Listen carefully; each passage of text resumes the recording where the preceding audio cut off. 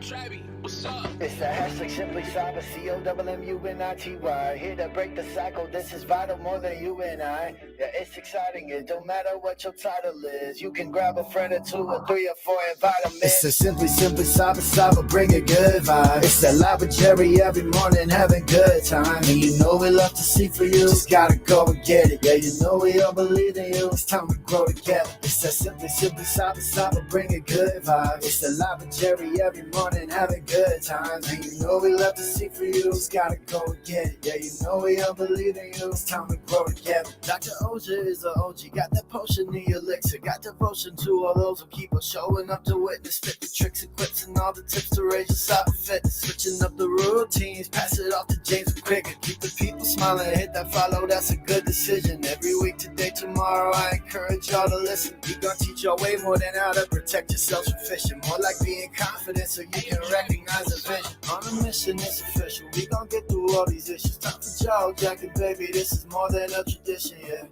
Oh, I can't forget to recognize the mods. They the engine, they the reason that you leave and feeling charged. It's a Simply Cyber, bring a good vibe. It's a live with Jerry every morning, having good time. And you know we love to see for you, just gotta go and get it. Yeah, you know we all believe in you, it's time to grow together. It's a Simply Cyber, bring a good vibe. It's the live with Jerry every morning, having good time. And you know we love to see for you, just gotta go and get it. Yeah, you know we all believe in you, it's time to grow together. Yeah. What else can I say? I hope you find some value in this place and have yourself an awesome day. Simply Cyber's here to stay. So let's all put our hands together ready. Time to hang with Dr. A.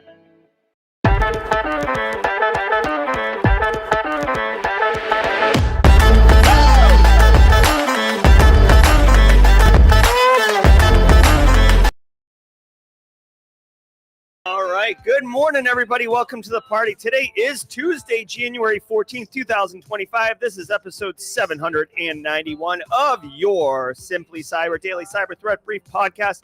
I am your host, Dr. Gerald Auger, and over the next hour or so, we are going to have a banger of a time. Let me fix my screen here. We gotta level this up. What are we doing here? Is this amateur hour on the content creation front? There we go, nice and tight. Over the next hour, we are going to be shredding the top cybersecurity news stories alongside friends like DJ Bisek behind the glass, Jesse Johnson up bright and early. All y'all dealing with this winter blast, whether you're in the low country, the upstate, the southeast. FEMA's reporting down to Miami, giving people long sleeve shirts. Ms. Julian up in the great Northeast, Mark Schrader, Dan Toner, who became a first-timer into long-timer right quick, Elliot Matisse, Valentino, who's been holding the rungs for Alpha Sierra in her absence, Fleetus, who's been mentoring like a boss, Trey Black, Larry Shervington, Devin Gray, who just launched his YouTube channel. Guys, we are all going to shred the top news. I'll be giving my expert opinion and analysis on each of those stories on what it means to you as a practitioner. So how can you use this information to drive cyber risk reduction for your business stakeholders? And wait for it, if you're looking to break into the industry, you're going to get mad value from the stream because you're going to be asked in any job interview, how do you stay current? Ding, ding, ding, ding. Episode 791, 792, 793 of your Simply Cyber Daily Cyber Threat Brief is a banger of an answer. If you engage, say what's up in chat, pay attention to the stories. Every once in a while, I get old graybeard and ask you to gather around the campfire where I share a story from the early 2000s of where I learned this craft. It's all about good times. If you're a solo operator, hashtag Team Solo in chat. Alpha Sierra is in chat. Way to go. There we are, Alpha Sierra. If you are a solo operator, meaning you're a one-person IT shop, a one-person cyber shop, we feel for you. Think of the Simply Cyber community as your virtual co-workers. Hashtag Team SC in chat. Jesse Johnson letting the cool sounds of the hot news wash over him all day. Up in this piece. Guys, I want you to know we got mad stories coming at your face, and I don't research or prep for any of these shows. Ain't nobody got time for that. Ain't nobody got time for that. It's authentic, it's genuine, and I'm giving you my hot takes. Fortunately, we are surrounded by so many amazing InfoSec professionals, both in mod chat and in the larger community. So if there's something I'm not an expert on or can't dig into, I promise you, the value train is going to back up, or the value dump truck is going to back up and just dump mad knowledge from the Simply Cyber community members. Hashtag Team SC in chat. Now, I want you to know before I get into it that I need to, want to, desire to thank the stream sponsors who enable me to bring the hotness to you every single day. Let me tell you about Flare in a hot minute. Love Flare CTI platform. What's up, Simply Cyber? You know what keeps CISOs up at night? The unknown. Those exposed assets and leaked creds floating around the dark web that you don't even know about? Well, that's where Flare steps in. Think of Flare as your organization's amazing threat hunting capability, continuously scanning both clear and dark web for exposed enterprise assets, leaked secrets, and even compromised credentials being sold in private channels. Their cutting-edge platform, powered by transparent, generative AI, prioritizes real threats so your team can take immediate action. Stop playing catch-up with threat actors. Get ahead with Flare's threat exposure management capability. Don't take my word for it. Visit try.flare.io/simplycyber and try it for yourself.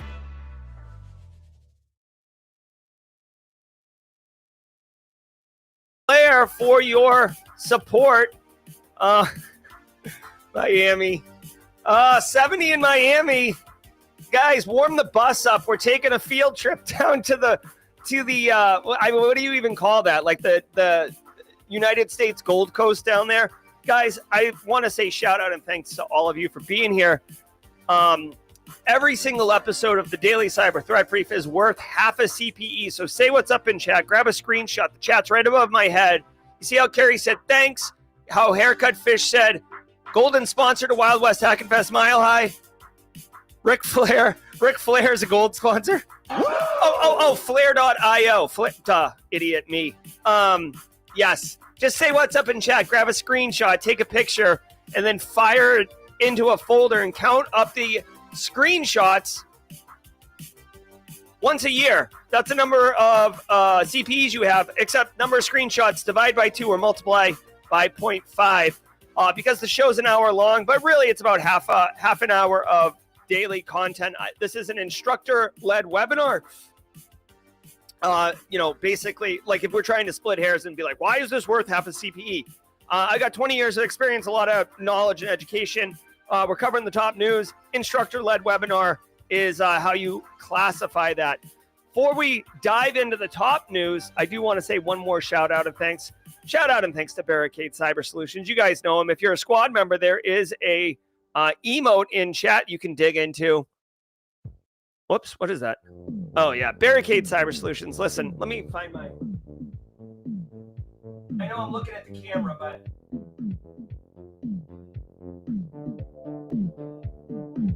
Take a screenshot of that. Barricade Cyber Solutions is dedicated to helping businesses from cyber attacks and recover from the damage done. Guys, listen, cyber attacks can cause massive damage, massive issues for businesses, and send dedicated, hardworking business owners into turmoil. But you know what you need to do? Call digital firefighters when your business is on fire by calling Barricade Cyber Solutions, because they know how to mitigate the damage done by cyber incidents. Go ahead and check them out at barricadecyber.com. Links in the description below. Ransomware, business email compromise. You do not want to deal with any of that. Trust me when I tell you that. It's a hot mess express. Barricadecyber.com. Yes, I was looking at your pictures. It's all about good times. If you've done the PBCC course, you know about kind of the setup I'm using over here and how it works. But yeah, definitely appreciate that. Extreme close-up. All right, guys, do me a favor. Let's sit back, relax, and let's let the cool sounds of the hot news wash over all of us in an awesome wave. I will see each of you, like Lazaro Rivera, Poner Joe, Lara Flores, at the mid-roll. We do have the Meta CTF coming up soon, Poner Joe. What's the date on that? Let us know in chat. Also, a couple updates. Stay tuned. We got Jaw Jacking with Eric Taylor at the top of the hour, 9 a.m. But right now, it's time to get to work. Let's go. From the CISO series, it's cybersecurity headlines. These are the cybersecurity headlines for Tuesday, January 14th, 2025. I'm Lauren Verno. Telefonica breach exposes internal data and employee credentials. A massive breach for teleco giant Telefonica, as hackers with the Hellcat ransomware group were able to steal over 236,000 lines of customer data 469,000 lines of internal Jira ticketing data, and 24,000 employee emails. The group leveraged InfoStealer malware to compromise credentials from 15 employees, including 2 with administrative privileges, resulting in an estimated 2.3 gigabytes of data stolen. One cybersecurity vendor called the breach, quote, imminent, noting that 531 employee computers were infected by InfoStealers last year. Interesting. All right, so first of all, Hellcat ransomware, never heard of them. Doesn't mean they're not effective, clearly.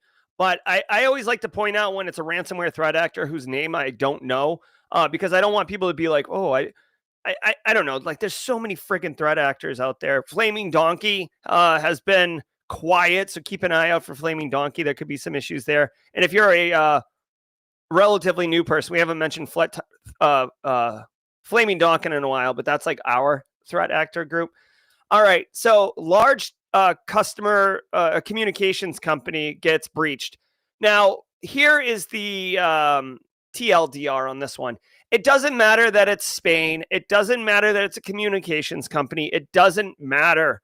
What you should get out of this is it's a large enterprise. Okay, so 1.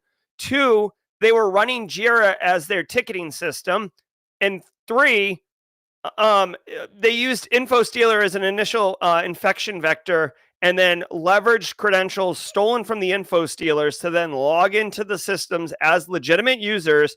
And then they just like, I'm simplifying, but like right click, export all, download. Couple opportunities here that they could have mitigated this from occurring. One, obviously, how do they get InfoStealer on 15 different customer clients? It's possible that they infected 1 or 2 people. They did mention 2 of the user accounts had admin access, which, what does that mean? Like it could be AD admins, it could be domain admins, it could be a Jira admin, right? So that was a little bit of a generic and it requires follow-up to understand. But if it was domain admin or system administrator, they could have then leveraged that skill, or that access in order to install InfoStealer, just manually install it on other people's systems. Here are a couple things. One, yes, this sucks because it is a massive data breach, hundreds of thousands of Jira tickets and PDFs and stuff like that. But I do want to point out, right, like Jira tickets, and by the way, like if you're not familiar with Jira or like ticketing systems, typically in larger enterprises or when you start getting a little bit more organized, when you call help desk, support desk, IT or whatever, you open a ticket, right? Many of us are familiar with ticketing systems. And the idea is that that's a problem. It needs to be worked. And because it's an open ticket, you can start getting reports like, oh, last month we had 300 tickets on MFA. Maybe we should focus on educating people on MFA. Or, oh, like we had a big surge of tickets on this weekend. What happened there? Maybe we can do process improvement. So like, plus, like you make sure that you don't drop, like, like let's say Cyber Butterfly has a problem. Cyber Butterfly doesn't open a ticket and then people forget, engineer goes on vacation or whatever. So ticketing systems are good. But the thing is, they hold all the information. Now, couple things here. One, this Hellcat ransomware, like, yeah, you could try to come up with like some scripts or whatever to run through it. But like, reading 500,000 Jira tickets to data mine juicy information sounds like something you would like put an intern on. That doesn't sound like something like I'd want to get into. There could be sensitive credentials, sensitive information for sure in those tickets. But most times I'm thinking it would be access where like, oh, like the Jira ticket says reset Phil Stafford's password to, Fubar123, advised him to change it. Ticket closed, right? So you could get some credentials, but there's no way in hell you're going to get a Jira ticket that says like CFO discloses FY26 strategic financial forecasting. Like that's not in a Jira ticket. The PDFs, again, those are probably SOPs and stuff. It could be Yeah, FedEx says the problem's not the tickets, it's closing those tickets, right? So, I guess what I'm saying is the sensitivity and the value of the data that was compromised, like you don't want it to get out, but this isn't quite like PII. It does say customer data. So maybe it's not all internal tickets, it could be customer tickets as well.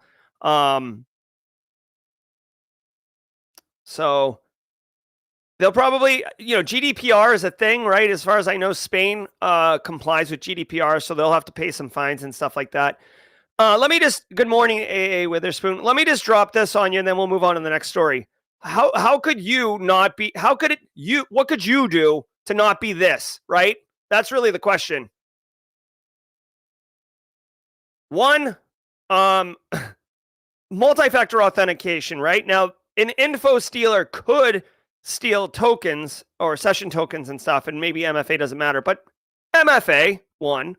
Two, EDR solutions. The second you're running an info stealer on a box, your EDR solution, your endpoint detection and response, your anti-malware should immediately start flipping out. Right? So that's number one. Like info stealers shouldn't be able to run on your machine. So A. B. Excuse me. When those info stealers are running, they have to exfil that data to the threat actors. They need to get your credentials from the info stealer. So there's an opportunity there if you had good security engineering to see data exfil going out. Now, the amount of info coming out of an info stealer isn't going to be like exfilling a corporate database. So it's not going to be this large spike of volume, but going to unknown C2 instances, seeing multiple machines all going to the same thing, like there could be some patterns. Beaconing, if you use a tool like Rita from Black Hills InfoSec, you could see beaconing, which I'm sure those info stealers were doing in some way to communicate with their C2 instances. What else? Those are like the immediate things that jump out at me. Not good. And then from a response recovery perspective, obviously those administrators need to expire all their sessions and reset their creds. And I don't know you got to remember with ransomware nowadays too, ransomware doesn't always mean encryption. Sometimes it's just data exfil. Sometimes the threat actors are just copying data off, stealing data, and they'll ransom you to not release it. Sometimes the controls around dealing with the encryption part have gotten pretty good over the last 8 years. So threat actors will sometimes do both, but sometimes they'll just do data exfil. All right, that's that story. Telefonica, you burnt. New ransomware group leverages AI. Emerging ransomware group FunkSec has claimed responsibility for over 80 attacks in December of 2024 using Rust-based ransomware, likely created with AI by inexperienced threat actors. Operating under a ransomware as a service model, the group engages in double extortion and sells stolen data at discounted prices. FunkSec has also launched a data leak site featuring custom tools, including a DDoS utility and an AI chatbot, aligning its operations with hacktivist campaigns like the Free Palestine movement. While the group recycles data from prior attacks, its low ransom demands and Tor-based operations have already garnered attention in cyber forums. All right. We can't have this story without thinking of this. Tether him off, we gonna tether him off, the mother sucker. Tether him off, the sucker. Tether him off, we gonna tether. And for you youngs, you Gen Z, that's Parliament Funk. Back when, there was a brief period of time where, starships were a thing, and really, really funky was a thing. All right, so emerging FunkSec ransomware. Again, here's a new one that I never heard of. Oh, all right. Eric Taylor knows some FunkSec. So maybe Eric Taylor will be doing jaw jacking today. So maybe if you guys prod him for some FunkSec stories, he'll get into there. Yes, George Clinton. All right. So they're using AI. So this is really interesting. First of all, they're selling their data at deep discounts. So they're like the Costco of ransomware threat actors. Like they got lots of it and they're selling it at very competitive prices. And I'd never heard of FunkSec before, just like I'd never heard of Hellcat ransomware. So they are emerging, I guess. One to keep an eye on, apparently. Let's see. All right, so it's written in Rust, so a more modern programming language. It moves a little bit quicker. It says they're using AI. It seems like they're inexperienced malware developers from Algeria. Guys, honestly, this was like one of the concerns that a lot of people had last year as far as like AI and like enabling threat actors. If this story's accurate, they're reporting that these threat actors are not young necessarily, but inexperienced. However, by using the power of AI, they are able to iterate quickly and develop basically malware to execute ransomware. Now, they're doing double extortion, which is what I just mentioned in the previous story. Double extortion is a known term in our industry. Typically it means that you are encrypting the files on the system and deleting the backups, as well as doing data exfiltration.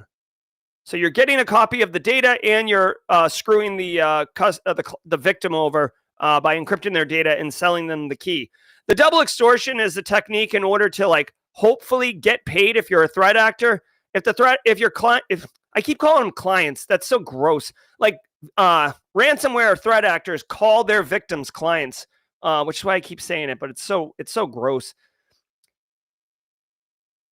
The idea is that the ability to recover from encrypted data and files and stop encryption from happening is pretty decent right now. So a threat actor who spends their time, energy, and effort just encrypting data of a victim organization, if the victim organization is good to go, they're going to tell the threat actor to go suck an egg. And then the threat actor doesn't get paid, right? The threat actor wants money. Straight cash, homie. So they do double extortion in order of hopefully getting paid in some way. I do want to mention quickly, there is a uncommon technique called triple extortion. Now, this isn't like the mid 90s where everything was extreme. X Games, Mountain Dew Extreme, everything was like so extreme in the late 90s or mid to late 90s. But that's not what this is. Triple extortion, it's uncommon, but it's encryption, data exfil, and then also denial of service. So they'll just keep hammering you unless you pay a ransom to have them stop hammering you into denial of service. You see it less common. Honestly, I suspect it's because denial of service is like a completely different type of attack. If you're already in the environment and you're encrypting the data, you can just exfil it easily. But denial of service, you need more capabilities. Well, okay, listen, I don't prep a research for this story, so this is kind of funny. Apparently, FunkSec does offer a denial of service tool as well. So I suppose if you wanted to, you could take advantage and do triple extortion. All right, these guys just came out in October of 2024.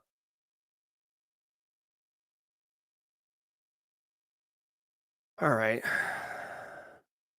I mean, this is the deal, guys. In 2025 and beyond, chat bots, AI bots, SaaS applications, they're everywhere. And you really need to think about it this way, okay? Like, this is just a way to like get your head around it. Threat actors in 2025 are basically businesses, okay?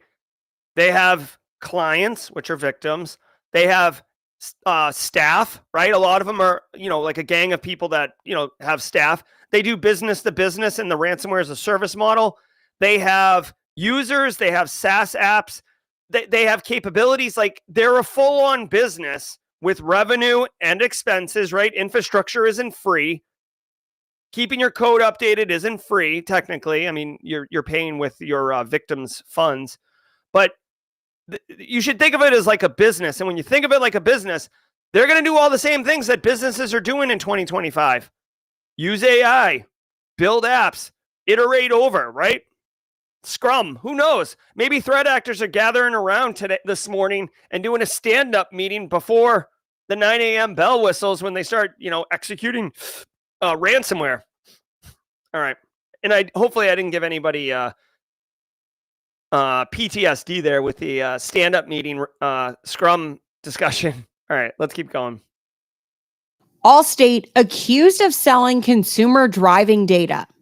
Texas Attorney General Ken Paxton has filed a lawsuit against Allstate and its subsidiary Arity, accusing them of illegally collecting, using, and selling cell phone location and movement data from over 45 million Americans without their knowledge.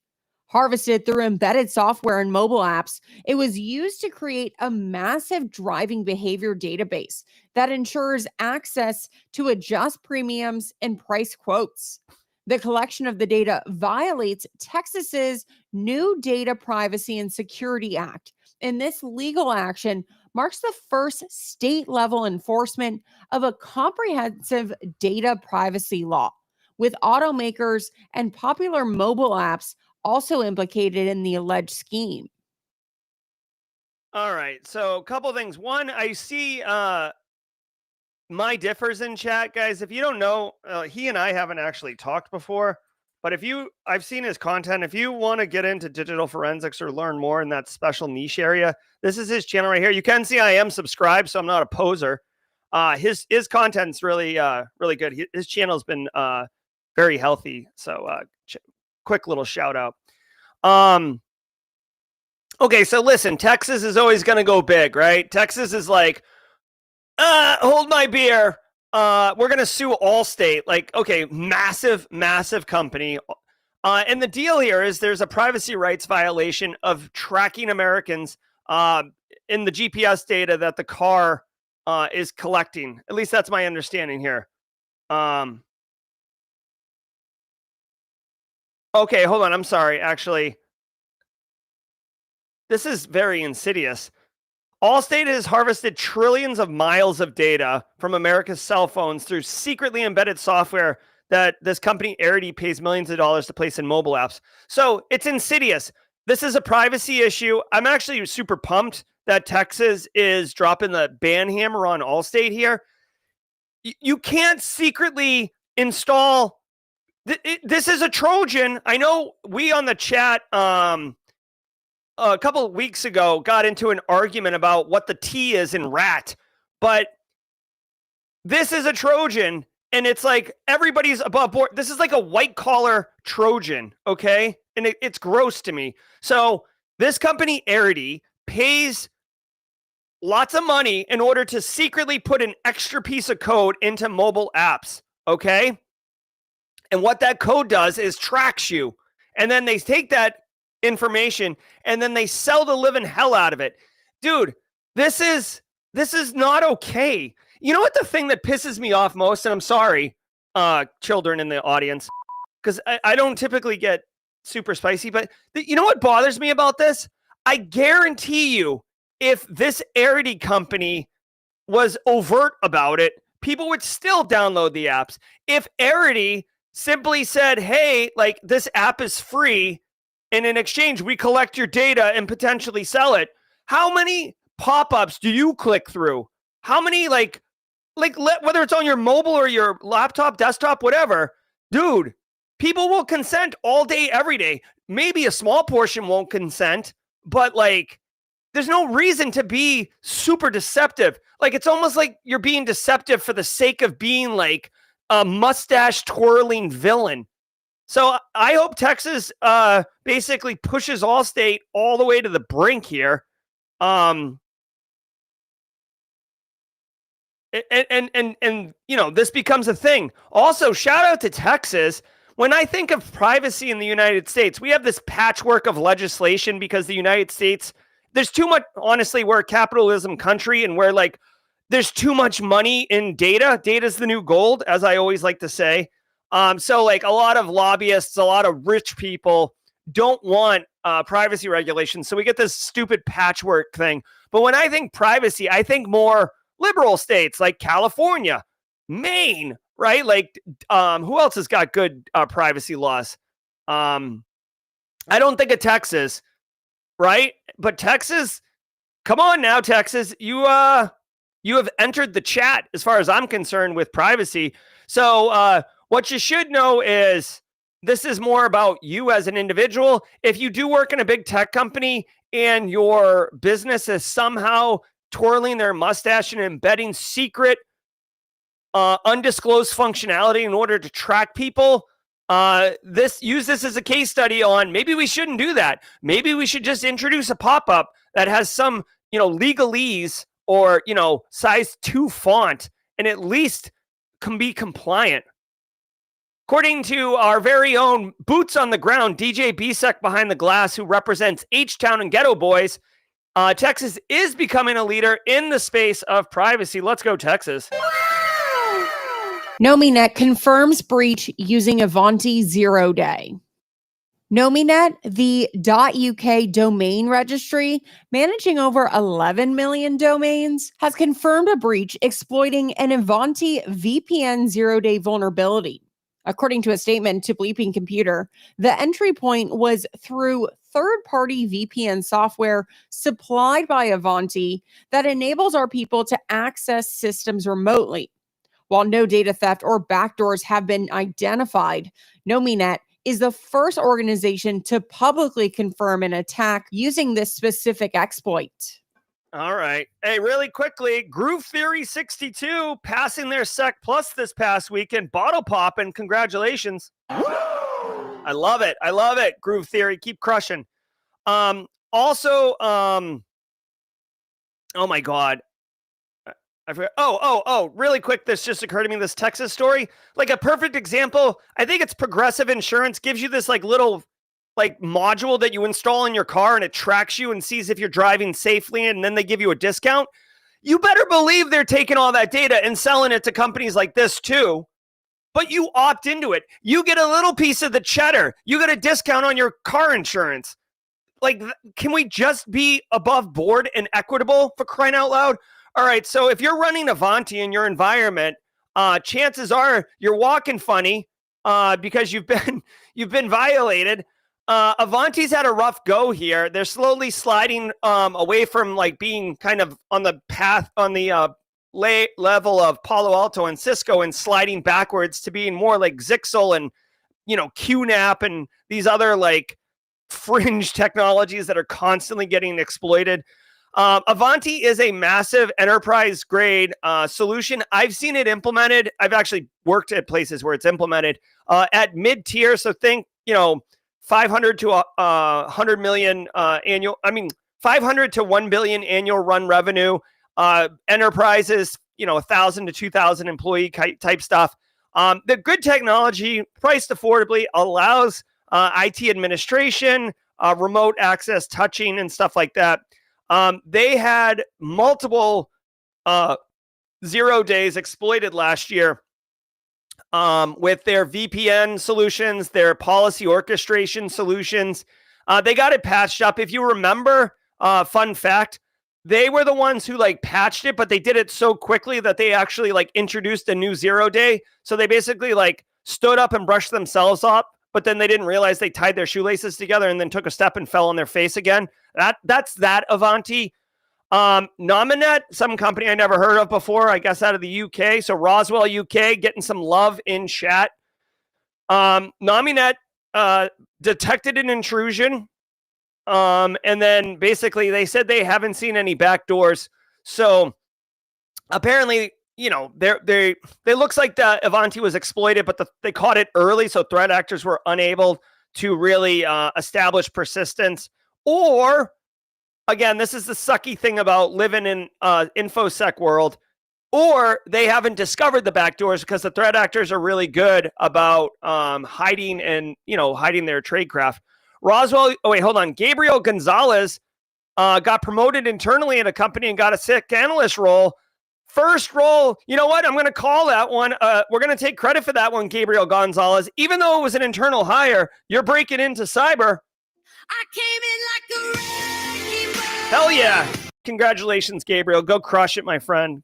Super pumped for you. Here's some things to note. Number one, however, Nominet, whatever evidence that they discovered to detect the intrusion, that's important to know. If you are running Avanti VPN solution, it's got a name. What's the name of this solution here? I don't know what it's called, but Avanti is the VPN. Then make sure you check, like, go look for Avanti's IOCs or indicators of compromise here. Avanti 0-day. Let me just do this really quickly. Indicators of compromise, because you're going to want to do, you're obviously going to want to put those in, but then you're going to want to go threat hunting. If you're busy, I mean, if you're not busy, I recommend you get some IOCs, fill your basket, grab a windbreaker, and go for a walk and do some threat hunting in your environment. Chances are this is a Google blog post. Yeah, see, here's some IOCs. All right, cool. So here, I'm going to drop this in chat.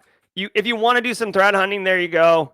You can even do this in your own lab, I guess. Even if your lab doesn't have Avanti or the intrusion, I guess you could walk through the steps. Oh yeah, I'm such a dumbass. Sorry. It's Mandiant. I forgot Mandiant.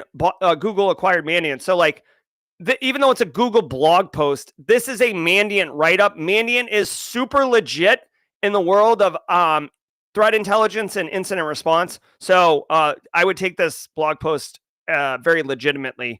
The other thing to note here is if you detect that the 0-day was exploited, but you don't detect any backdoors, you should be escalating your situational awareness, right? So think of like the U.S. government. We have these DEFCON levels. DEFCON 1 means like we're at war. DEFCON 5 means like we're just chilling, right? If you detect a 0-day exploit in your environment, you should escalate your DEFCON level, right? You're like, oh, like DEFCON 3. So like you want to turn on more tools and spend more time looking around, because even though you can eradicate the threat actor from your environment, there's a potential that they have some type of lingering persistence, some type of logic bomb. Whoa, did this guy just pull up a sec plus term?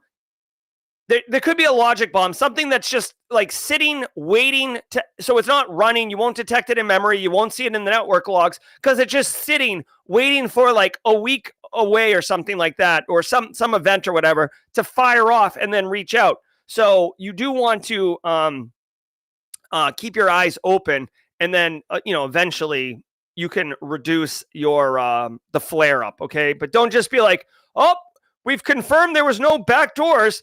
Let's call it a day. Thanks to today's episode sponsor, Drop Zone AI. Running a SOC is tough. Too many alerts, not enough time. Drop Zone AI changes that.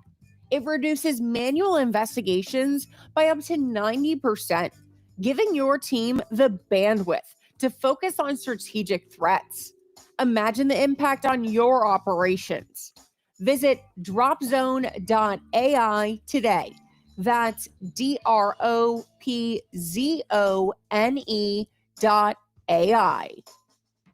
All right, looks like Carrie's got a job offer, which I assume you're gonna take. So you got a new job. Let's go that way. I came in like Yeah. Nicely done. All right. Hey, first timers. I meant to mention really quickly, if you are a first timer, if today is your first time with us, like my differ, I don't know if you're a regular here. I hadn't seen you before in chat, but if you're a first timer, please do me a solid, do the community a solid. Please enter hashtag first timer in chat, hashtag first timer in chat. Why do you ask? Is it so we can point fingers at you? No, we have a special sound effect, a special emote, a special celebration to welcome our first timers. We just don't know that you're there. You got to opt in. You got to take that first step. Let's go. Welcome to the mid-roll.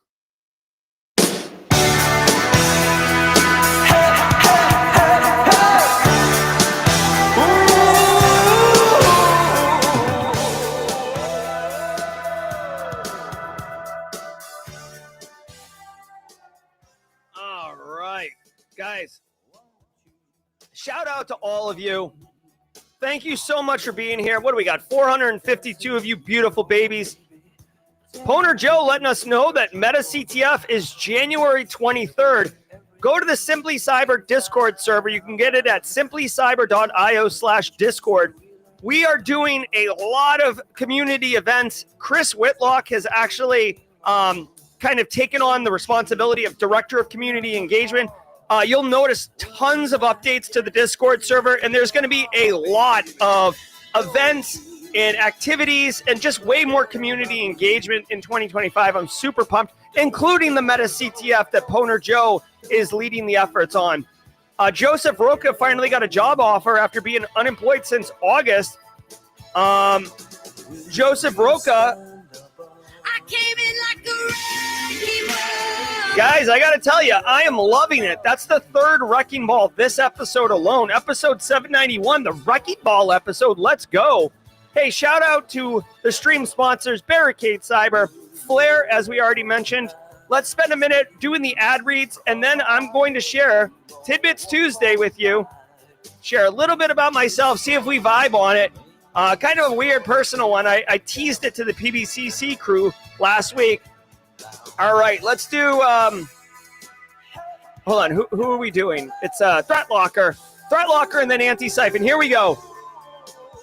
I want to give some love to the Daily Cyber Threat Brief sponsor, Threat Locker. Do zero-day exploits and supply chain attacks keep you up at night? But worry no more. You can harden your security with Threat Locker. Worldwide, companies like JetBlue trust Threat Locker to secure their data and keep their business operations flying high. Threat Locker takes a deny-by-default approach to cybersecurity and provides a full audit of every action allowed or blocked for risk management and compliance. Onboarding and operation is fully supported by their US-based Cyber Heroes support team. Get a free 30-day trial and learn more about how Threat Locker can help prevent ransomware and ensure compliance. Visit threatlocker.com.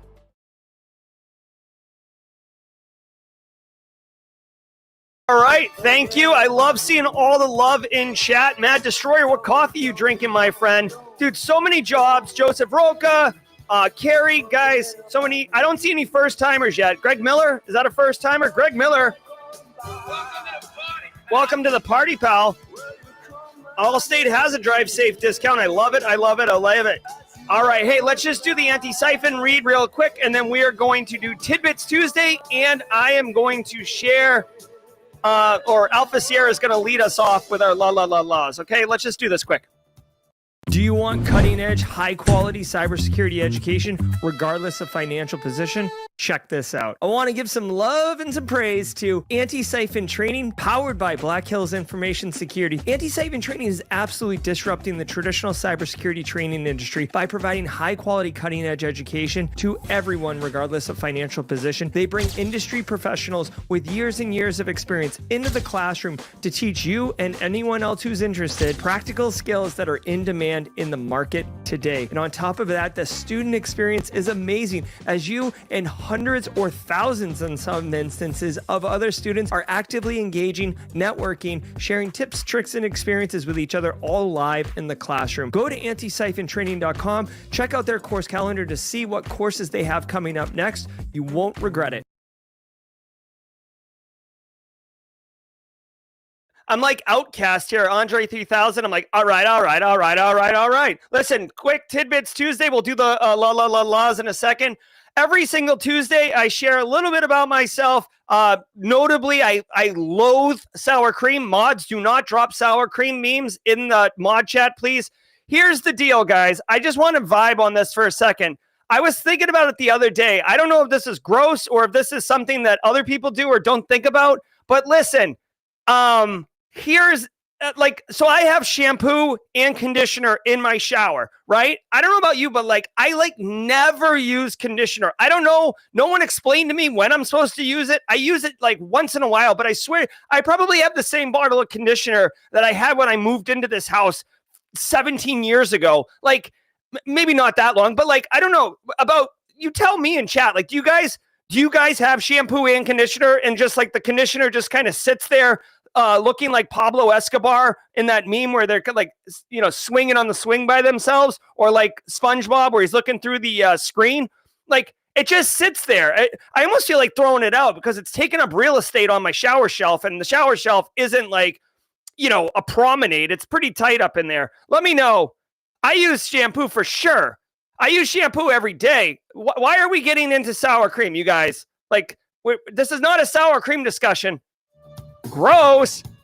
Tom Bishop's out of here. Tom Bishop on the boot. All right, Malware Trini is saying that conditioners for curly girls. All right, thank you. All right, so Clifton Reed's just shampoo. All right, I love it. All right, hey, Alpha Sierra. Oh, I have short hair. Thank you. I was really concerned about sharing that because I was like, I don't know if I'm gross or not. All right, hey, get your la la la la's on. Alpha Sierra, lead us off.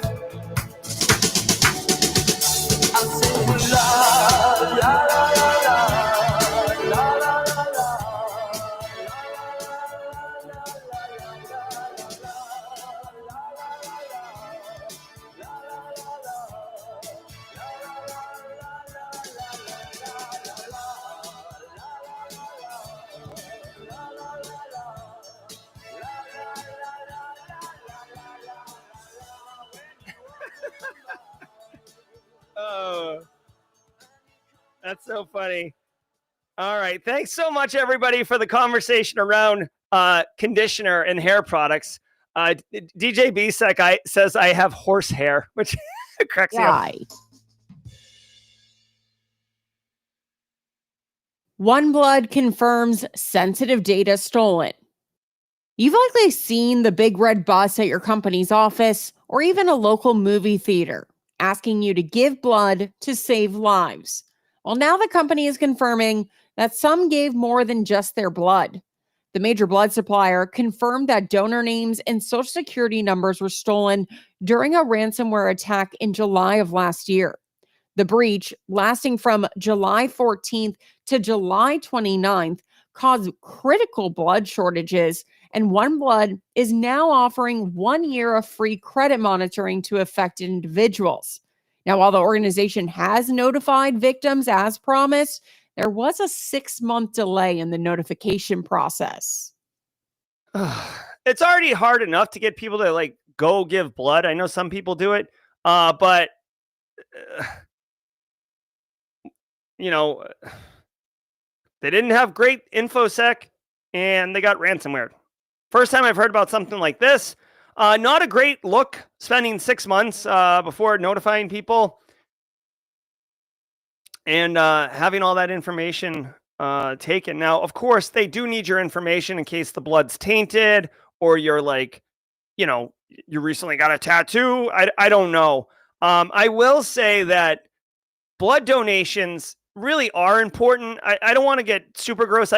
Here's another Tidbits Tuesday. I get really queasy really quickly with gore or horror or anything like that. My cousin, Pat, is a paramedic. He's been a paramedic for 20 years.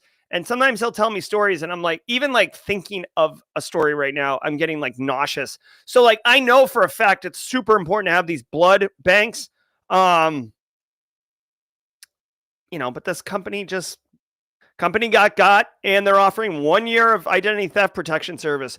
Whee! Again, throw it on your pile, your tire fire pile of identity theft protection, because who cares? I mean, not that who cares, but at this point, why is it even a business? Why can't we just have a national standard of identity theft and protection, or stronger controls around preventing identity theft, or stricter punishments if you commit identity theft? I don't know. Let's stop treating the symptoms and treat the root cause. All right. So your name and social is done. You know what? I'll tell you what. Here's a free, not free, but here's a the more you know. I do love I don't get to do it often, but I do love the more you knows. Here we go. Here's a more you know. When we talk about impact, okay, GRC Mafia, where you at? Hey, and if my differ's still in chat, you're rolling deep on GRC now, dude. Okay, you blue teamers, you have your fun, but GRC, that's what's up. Listen, when we talk about impact, a lot of times we map it directly to revenue. Okay. Like manufacturing goes down, you can't make widgets. We make, $800,000 a day. So if you're down 2 days, you've lost $1.6 million, right? Very simple. One of the impacts that almost gets like poo-pooed is reputational damage. Okay. So a lot of people are like, who gives a crap about reputational harm? Ugh. Well, I actually think in this instance, there is reputational harm. It's already a bit of an ask. It's already a bit of friction. It's already a bit of a challenge to get people to donate blood, like to the point where they have a bus that comes to you to make it less friction on donating blood.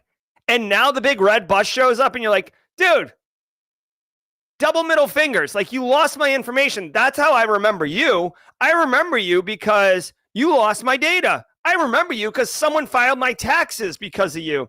So I actually think some harm could be happening here. Honestly, they might have to like rebrand, depending on, obviously they'll have to see how 2025 goes, but just one of those ones. But I want to mention reputational harm because it often gets just like dashed to the side because like, oh, like who cares? Like look at the stock price. The stock price goes right back up.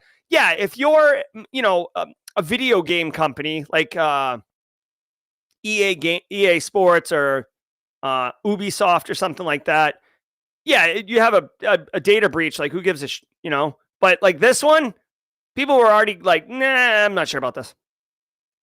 Codefinger ransomware campaign targets AWS. A ransomware group named Codefinger is encrypting Amazon S3 buckets using AWS's server-side encryption with customer-provided keys, leaving victims unable to recover data without the attacker's decryption key. The threat actors leverage compromised AWS credentials to encrypt data and demand Bitcoin ransoms, threatening to delete files if negotiations fail. All right, I wasn't even paying attention. I will tell you, hey, you know what? I'll do a little hat tip here. It's nice to see S3 buckets in the news and not talk about misconfigured data leaks. So let's let's take the wins when we can get them. But I guess there's a AWS feature, obviously designed for organizations to protect their data that threat actors are exploiting. Now, of course, for a threat actor to abuse this feature, they definitely have to have credentials or some type of authorization to do that. Server-side encryption, customer-provided keys. Yeah, of course. I mean, this is basically, this is what ransomware is. Like, I feel like this is like, 2018 classic ransomware. It's nice to get back to our roots. So, yeah, customer-provided key. It's the threat actor provided key. Flaming Donkey gets the key, and then they, encrypt the buckets. Flakinator says they are still misconfigured S3 buckets. Yep. Let's see. Halcyon is the, I guess, security researcher group that's doing this. Let's see. So yeah, S3 buckets are basic. First of all, as a quick aside, I guess I'm just going to feel loose on Tuesdays and tell you more personal things. Tidbits Tuesday. As a quick aside, I loathe AWS's naming convention. I hate it. Their naming convention is not intuitive. It's like if you've ever worked in IT and the naming convention for all the servers are like Simpson characters. It's like, oh, did you log into Marge and check? It's like, what the hell does Marge do? Oh, it's our file server. Oh, of course it's the file server. So no, yeah, I logged into the file server. Oh, no. Marge is the file server at the Daytona office. You need to log into Thelma or whatever Marge's sisters' names are. The one in Miami. That's the file server you want. It's like, could we just have a naming convention like file-Miami-002? I don't know. maybe something intuitive so we don't have to have a Rosetta Stone. All right, sorry. I don't know why. It just always has bothered me with stupid naming conventions for IT infrastructure. And S3 buckets, elastic beanstalk, win sale or sale point, sale. There's some sale thing that's like a web server. Get out of here with that, AWS. It's cute when you're like a 3-person business. When you're Amazon and you're one of the largest cloud providers in the world. Okay. Let's see. I feel like the threat actors have to get creds first. Yep. So compromise credentials to locate the victim's keys, and then they're off and running. Here is the deal. Anybody that has authorization or permissions in order to execute this feature and encrypt the data, you need at least multi-factor authentication, and even then you might want to up it a little bit. If you can, it's very difficult to do, but privileged access management, you basically don't run around in your domain admin account. Don't check your Facebook or Instagram or TikTok or whatever with your domain admin account. Don't check email with your domain admin. I know it's inconvenient, IT people, and I'm a power user. Yeah, you're a power user. Just use a non-privileged account to do things, and then a privileged account to do the things you need to do privileged things for. This will help at least reduce the likelihood that a threat actor gets creds that work that they can use without multi-factor or whatever, or session token that is not permissioned to be able to execute this. Otherwise, have good backups. Have a backup plan. Ransomware is gross, dude. I don't care if it's on-prem databases or in the cloud databases. It's databases, period. So have a backup solution, immutable if you can. Also, have a recovery strategy. It's cyber resiliency, not cybersecurity. Hello. New WordPress skimmer campaign. A warning for WordPress e-commerce sites about a new credit card skimmer that injects malicious JavaScript into database entries, stealing payment details on checkout pages. The skimmer hides in the WP_options table, avoiding detection while mimicking legitimate payment processors like Stripe to capture sensitive user data. In a related trend, attackers are exploiting transaction simulation features in Web3 wallets to drain funds, while PayPal users are being targeted by phishing emails that hijack accounts through legitimate-looking payment requests. All right. Very cool. Again, this is threat actor stuff, but I do like threat actor techniques. Let's see. All right, so this is pretty clever. All right, here's the deal. Here is the deal.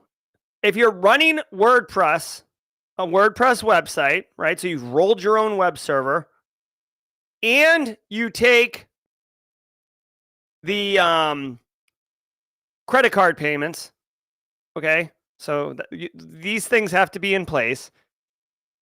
Then there is a potential that some threat actors are going to install custom JavaScript into your website in order to do skimming of credit card information or stealing wallets and stuff like that. There's a little bit of a crypto angle here. J Crypto, aka J Gold, aka J Mod. He's our local water or wastewater and crypto expert. He could talk about Web3, but basically, threat actors are trying to steal your money, right? It's because that's all they want. Straight cash, homie. Now, the novel thing about this attack is that normally threat actors will get access to the web server, and then they'll just add the JavaScript as like an import or something to the checkout page when you're putting in the credit card information, which, by the way, is a Trojan. Hello, again, because the customer is still able to purchase the item. You as a business are still able to get the revenue and sell the product and ship it or whatever. And the threat actor just makes a copy of the data. It does not impact operations. But not typically, but like you'll see the JavaScript in the web server and kind of detect it or whatever. The novel thing here is they're actually hiding it in a database, And when the checkout process gets queried or whatever, it does a database call. And at that point, it dynamically adds that JavaScript. So it's a little bit of a novel technique of, what's the word? Not shadiness. What's the word I'm looking for? It's a novel technique of discretion, basically, where it's not overtly right there. So if you were a security auditor and you went and did an audit of the web server, you wouldn't see the JavaScript. It's almost like a just-in-time logic bomb, frankly. I guess logic bomb's the word of the day.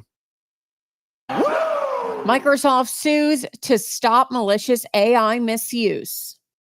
Microsoft is taking legal action to stop cybercriminals exploiting generative AI services to create malicious tools. According to a lawsuit filed in Virginia, the attackers used stolen credentials to alter AI capabilities, reselling access, and providing instructions for generating harmful content. Microsoft has since revoked the group's access and released a statement saying, quote, "With this action, we are sending a clear message. The weaponization of our AI technology by online actors will not be tolerated," end quote. All right, really quickly. It doesn't happen often, but it does happen. We covered this story yesterday. CISO series, the reporters must have not spoke to each other. We covered this story yesterday. Microsoft suing threat actors. If you want, go back to episode 790, watch the last story of the day where I lose my mind about how unuseful suing a threat actor is. So we don't need that. So I'm just going to skip, which is perfect because it's 9 a.m. Today is Tuesday, and I have to teach. For those who don't know, I'm faculty at the Citadel Military College, and Tuesdays and Thursdays at 9:30, I teach. I have to drive downtown. So we have a special, we're not going to leave you hanging, though, of course. So you will be joined by Eric Taylor, Chief Forensics Officer at Barricade Cyber, in just a few minutes. He'll be answering all your questions. DJ Bisek behind the glass. The mod team's still engaged. Jay Gold, Jay Crypto is doing his thing. And we got Jesse Johnson and others in chat. Kimberly on audio only. Guys, I want to tell you, thank you so very much. Quick programming note. Hold on one second. Hawk to a girl. All right, listen, really quick. We have a video premiere. Wait. We do not have a video premiere. So tomorrow we'll have a video premiere at 9:30 a.m. And then on Thursday,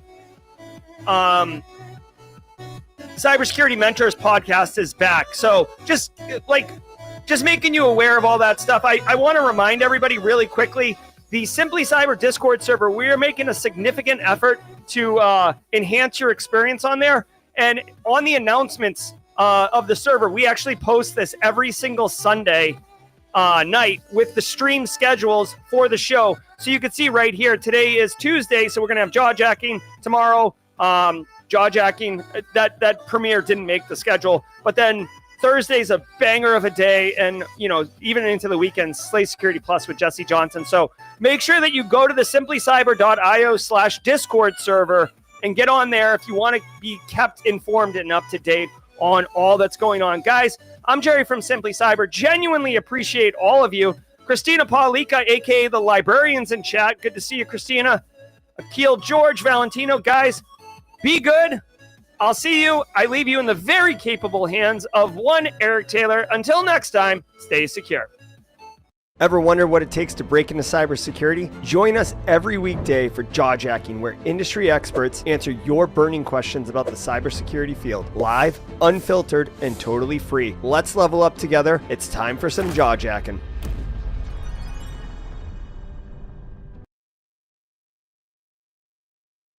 What's up? What's up? What's up? How's everybody doing today? Today is Tuesday, the day before Hump Day. I am oddly chipper today. Not sure why, but hey, we'll go with it. Let's play some music. If y'all have any questions, as normal, if you're new here, This is the part where you ask goofy questions to someone who's actually in the field. I always mess with Dr. Gerald Auger, messing with him saying, you have people who do, and then people who teach. So, always messing with him like that. It's like, you don't do nothing because you're a teacher. If you have any questions, please put it in the chat. So put a Q : and state your question. And I will look for it and we'll bring it up and we'll all look at it and talk about it. What's up, Angular? Yeah, I had someone message me like 2 or 3 weeks ago. It's like, hey, is this jaw jacking live? I'm like, yeah. Why wouldn't it be live? That'd be kind of goofy to have like, hey, this is a stage jaw jacking. We're going to ask your question or answer your questions, and yeah. Yes, YouTube mobile is the worst. Because you can't tag or anything on there. You would think by now that they would have figured that. And Laura, I'm not coming for the teachers. I'm just picking on Dr. Gerald Auger because he makes it easy with his unconditioned hair.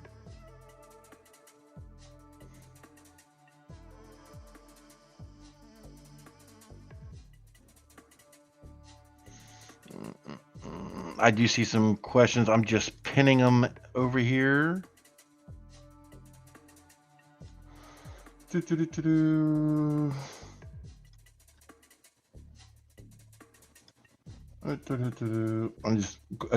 just pinning comments real quick.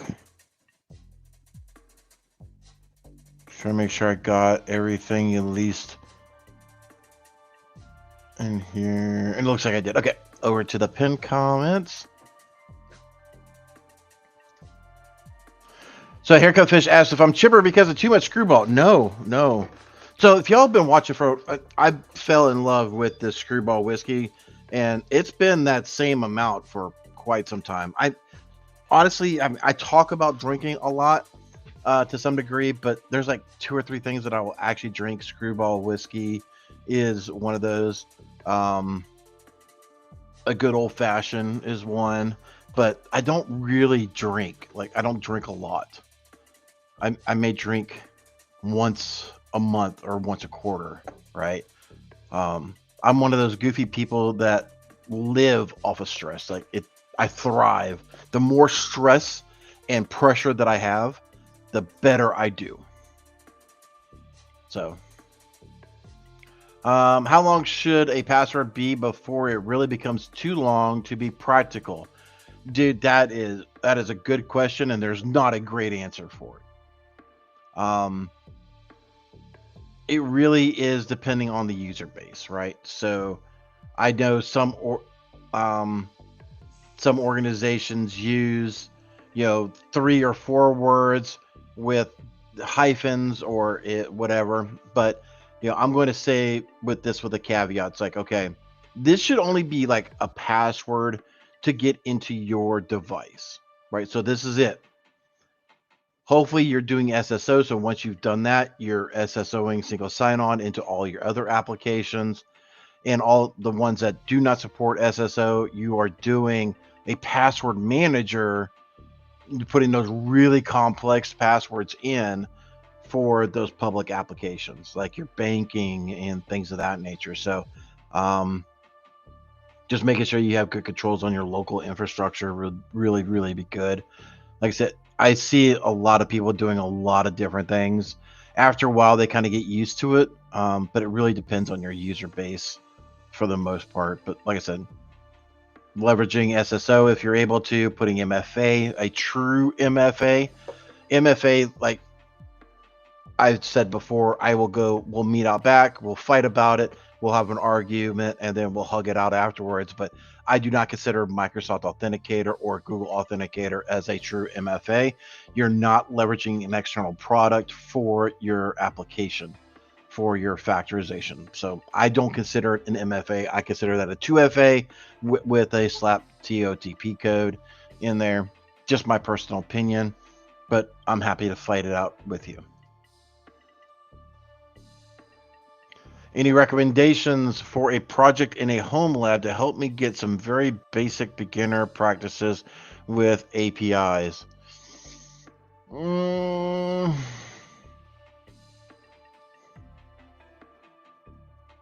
So Dan, I don't have a good answer for this. I'll look in mod chat and I'll look at what DJ B6 says in the green room in a second, see if anybody else has a different opinion than me.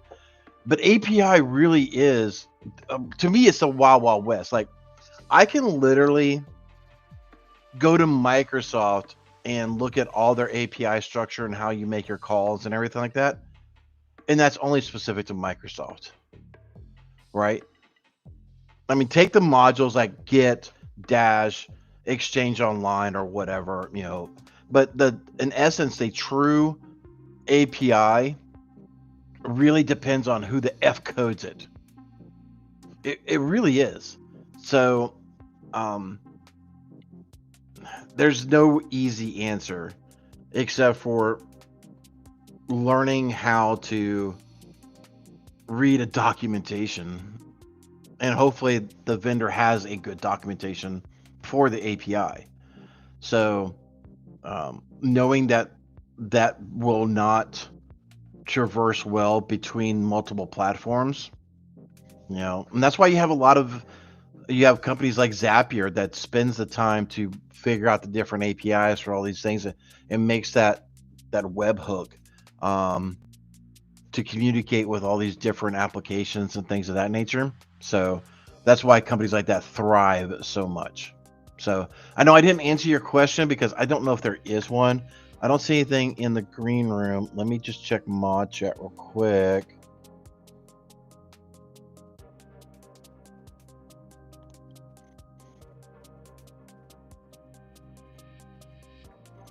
I do see a lot of questions coming in. Holy McMoly. This is awesome. So I don't see anything about the API being answered in mod chat. So, you know, unfortunately, there's nothing really further that I can do on that one. Space Tacos, I do see your question. I will talk about that a little bit later. So don't think I'm just ignoring you. Dragos asks, what are some entry-level cybersecurity jobs besides SOC level 1? IT help desk. Because, I mean, the IT help desk is going to get you into that cybersecurity. It just really is. You're going to learn a lot of weird stuff and learn how to go through logs and, you know, figure out what in the F a computer or workstation or a server or whatever is doing to troubleshoot that item. And guess what? A lot of cybersecurity, we're going through logs. So IT help desk, in my humble opinion, outside of a SOC analyst, is the best thing.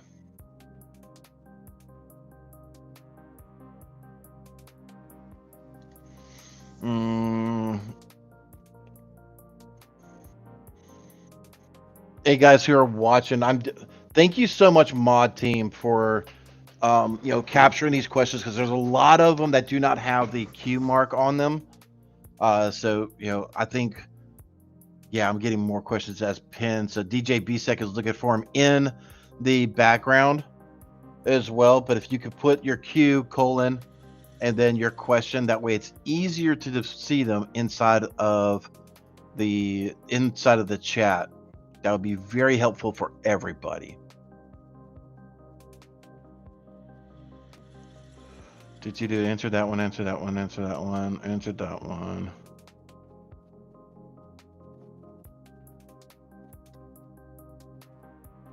Is it beneficial to know how to use NetSuite?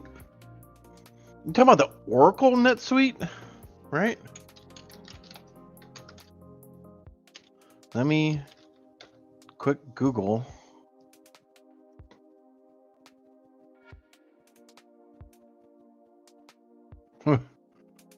Yeah, this is the ERP. You're talking about NetSuite, the ERP.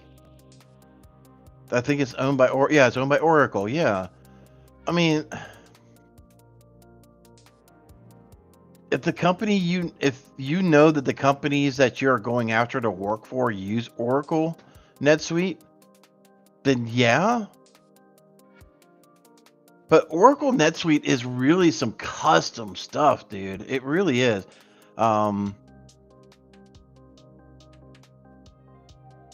It's almost like Salesforce and stuff. Like if you go down that rabbit hole, dude, you could like almost set your own salary type of thing, because you could be a developer, you could be a consultant, you could do all that. Like that is a highly developed situation there that you could be able to build out. So, I mean, beneficial, yeah, but to a very small subnet. But you can make a buttload of freaking money if that's what you're doing. But I wouldn't just say go do it just to pad your resume. Like that's a whole thing, man. That's a whole thing. Can you subjectively or objectively rank the top 3 EDR tools for organizations most effective at stopping attacks with proper configuration? Sure. Let's see. We have CrowdStrike, which I know everybody. The blue screen of death. Look, I can list off Microsoft doing this crap all the time. SentinelOne is a really good one, and I think I've said it before. But Trend Micro's one, spelled out one, OENE, is actually a upcoming one that's getting a lot of traction. I haven't seen it in production, so take it with a grain of salt to vet and look at. Started getting hiccups all of a sudden.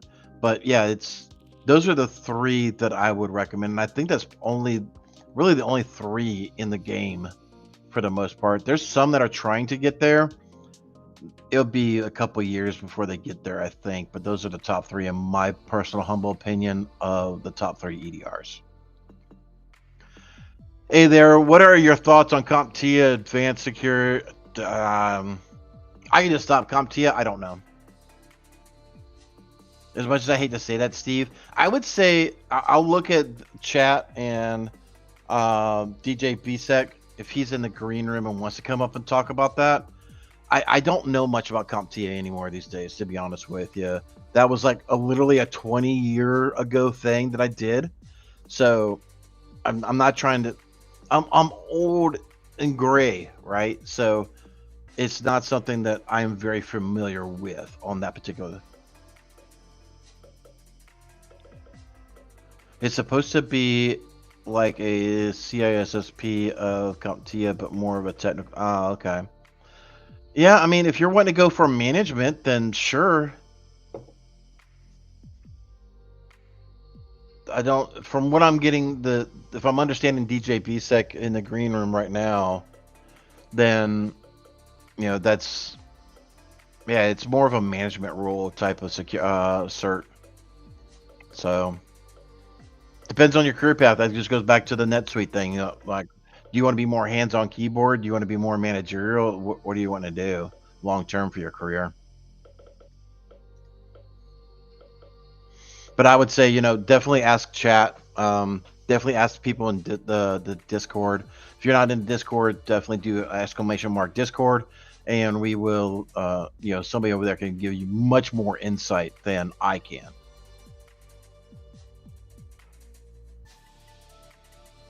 Okay, so Eric, where do you see the industry heading with more companies using agentic AI to do most security tasks? So AI, I honestly have a lot of hope for. I really, really do. But AI currently, well, I'll just say LLM, large language models, gets a lot of the SOC and differ and these other things just wrong. We are literally going to be, I don't know, 5-10 years where human review will be still required before you can blindly trust a lot of these AI outputs. I mean, if you don't believe me, just go talk to ChatGPT. While it can do some really cool stuff, you start getting into some of the weeds. Take the API question a minute ago, right?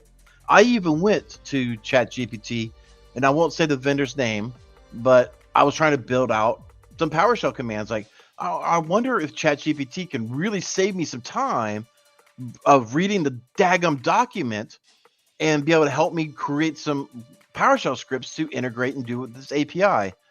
The thing was an effing nightmare. Like, it had code all wrong. It was using API calls that were non-valid at all. Some that were 3-4 years old, right? So, again, I have really high hopes for AI. Really high hopes. I think it's going to do a lot of great things for the industry, but it's not there yet. And people to blindly trust it as gospel and factual evidence is widely miscalculating their judgment, in my opinion. So I do think it's going to help automate a lot of stuff and be able to do some really, really cool things. But we are at least 5 or so years, maybe 10 years from it being a viable thing.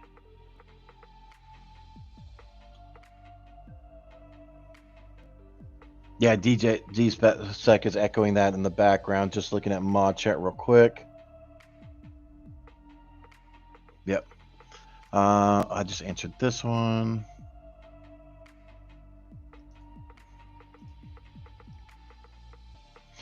How to thrive off of stress. Dude, I don't know. Maybe my military background. I don't know. I just do. Like, I chewed up for like chocolate puffs or Cocoa Pebbles or whatever. Like a kid eating a bunch of chocolate cereal. Dude, I thrive. I live off of it, dude. You can ask the guys most of my ADHD goes away when I have a ton of work to do. So I think it's just my mental. I can't use that word. It's not politically correct anymore, and it could be offensive. It's just your mental makeup, I think, right? So, and this is not something to strive for either, because a lot of the side effects is very much high blood pressure, right? I'm sure it is not healthy in any way, shape, or form, but it's the way that I work. It's the way that I do things. So do not strive to be like me in that aspect, please. What is your favorite password manager? Also, Apple has a new password manager. Any opinions on it? Sure. So,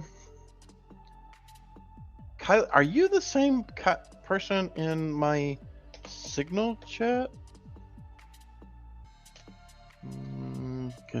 No, your name is very familiar to somebody else I know. Sorry about that.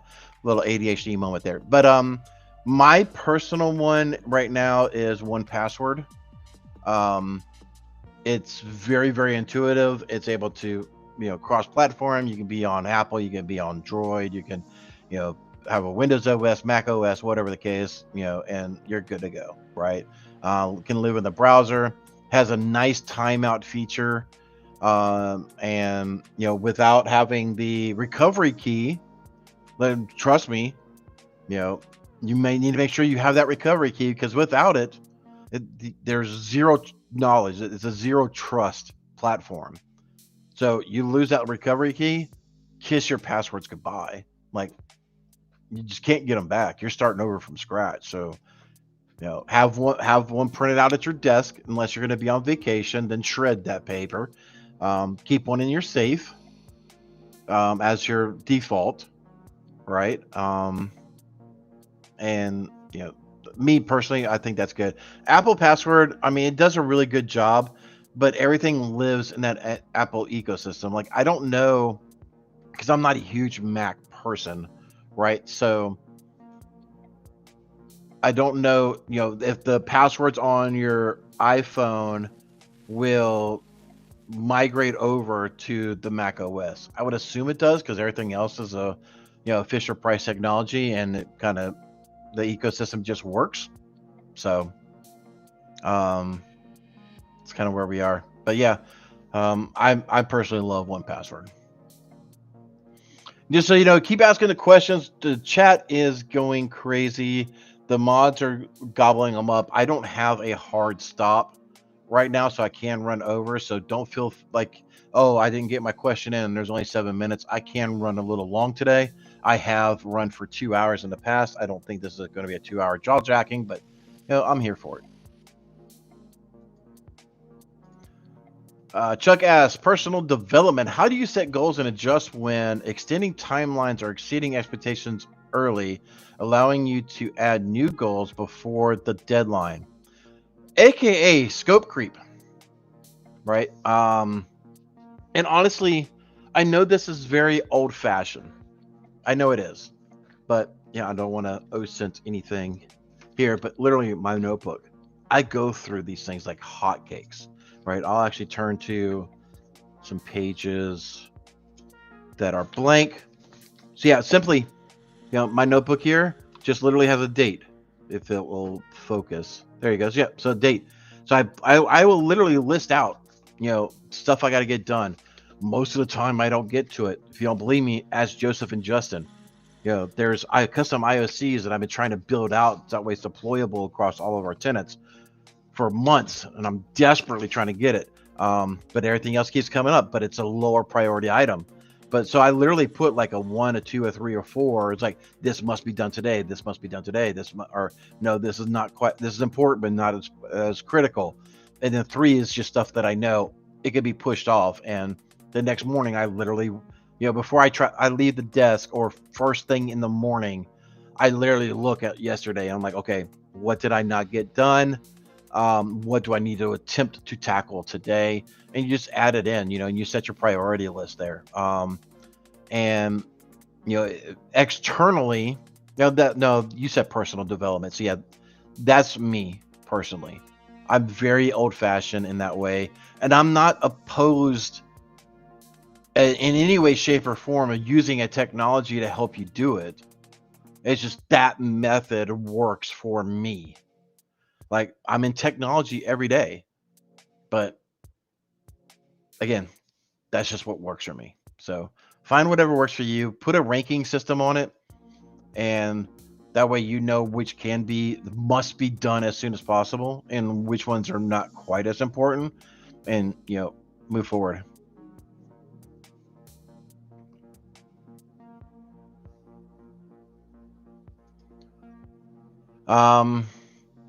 What cloud certifications do you recommend pursuing after the Sec Plus? Network Plus? Or cloud secure certifications? I mean, dude, you got to go through the big 2 or the big 3? Yeah, the big 3. I mean, look at what Azure has. Look at what Amazon has, and look at what Google has. There's literally your 3 big players. Unless you're overseas and you want to do Alibaba or something, right? I mean, they not only will sell you a bunch of stuff from China, they have their own cloud platform. Oh, I hate that case. That was so painful. Anyway, but yeah, I mean, find out, what you're interested in, right? I mean, you want to be an engineer? You want to be what? I don't know. So it's like saying, which automobile certifications should I do for trucks or whatever? I don't know. But there's so many different avenues. It's just like IT. Do you want to be hardware? Do you want to be software? Do you want to do this? Do you want to do that? I mean, but yeah, I'll just take a look at those 3 platforms and see which one is feasible to you. All right. We have some questions about FunkSec. All right. Let's see here. FunkSec. Give me 1 second, ladies and gentlemen. Let's let me dump all of this information, and we will talk about FunkSec. Funky Cold Magina. All right. While I'm prepping this up, because I literally just got to make sure my tour is still connected. This is going out. Long distance dedication or requested dedication from Roswell, UK, and the infamous The Haircut Fish. Come on.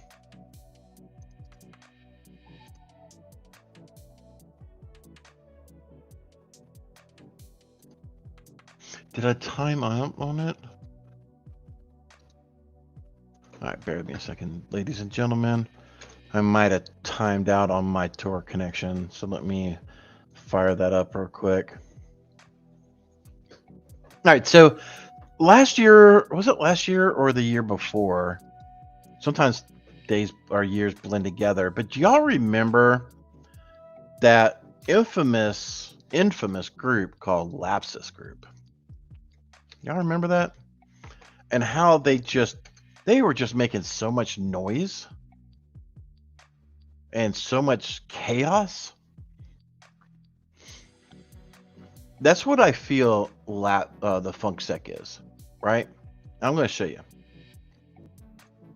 So let me expand this. Nope, not invite guests. What am I doing? Share screen. You've had window, Tor, share. All right. Let's see. Let me get me down here. Yay, I'm in the corner. All right. So this is, for those who don't know, you're new to this, the industry in any way, shape, or form, at least in this side of this stuff. This is what we call the name and shame or public disclosure site for this particular ransomware group called FunkSec. I don't think that they're ransomware yet. They're working to it. But these goofheads literally have been posting, they're trying to get into the news. They're like, oh, hey, look at us. We're cool. All this stuff. Let me actually get into my CTI platform real quick, because it looks like they may have taken it down because they are. Oh, they've revamped their page since I last looked at it. Okay. So yeah, they got a marketplace. There's not a effing ransomware group that has a marketplace. Not one. Targets. Unlimited target. Yeah, whatever. But these guys were dropping Where's sites or Where's files for Avast, right? I believe. FunkSec. Threat actor. You know what? Let's do it this way. Report. And before you, everybody starts saying, "Oh, what's your CTI platform?" And I'm not talking about that publicly.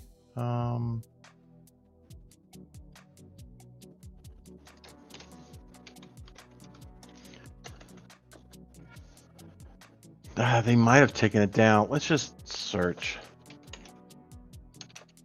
Was it Avast? There was some AV that they posted not too long ago, and I want to say it's Avast. And then there was some rumors coming out that they were showing, that it was part of ransomware, and they was like, no, it's not part. There's no ransomware payload encrypted in there, things of that nature.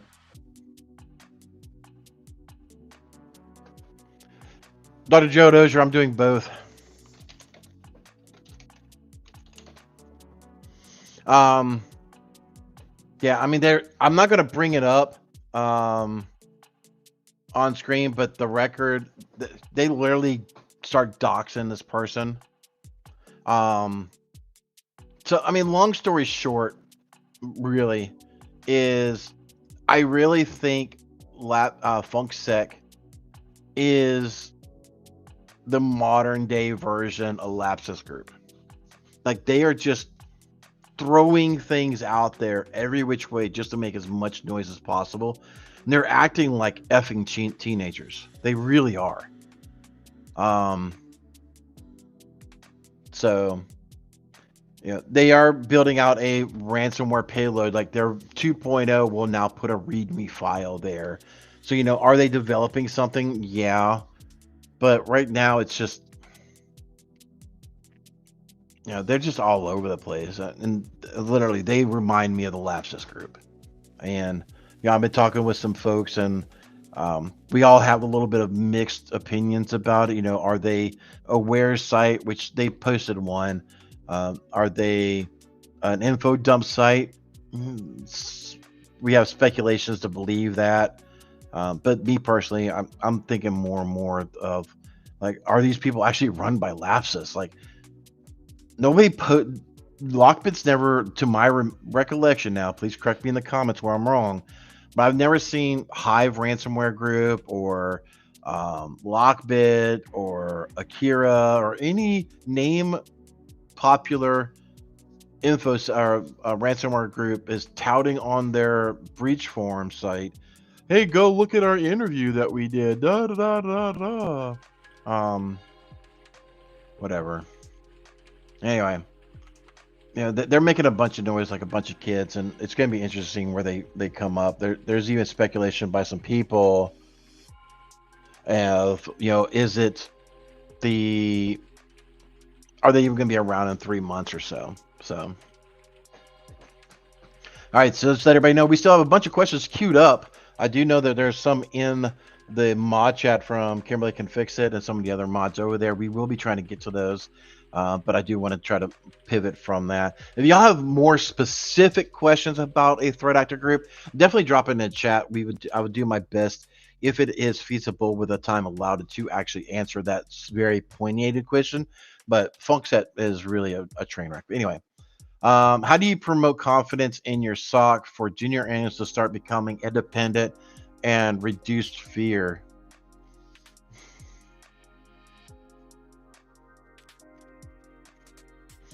You know what?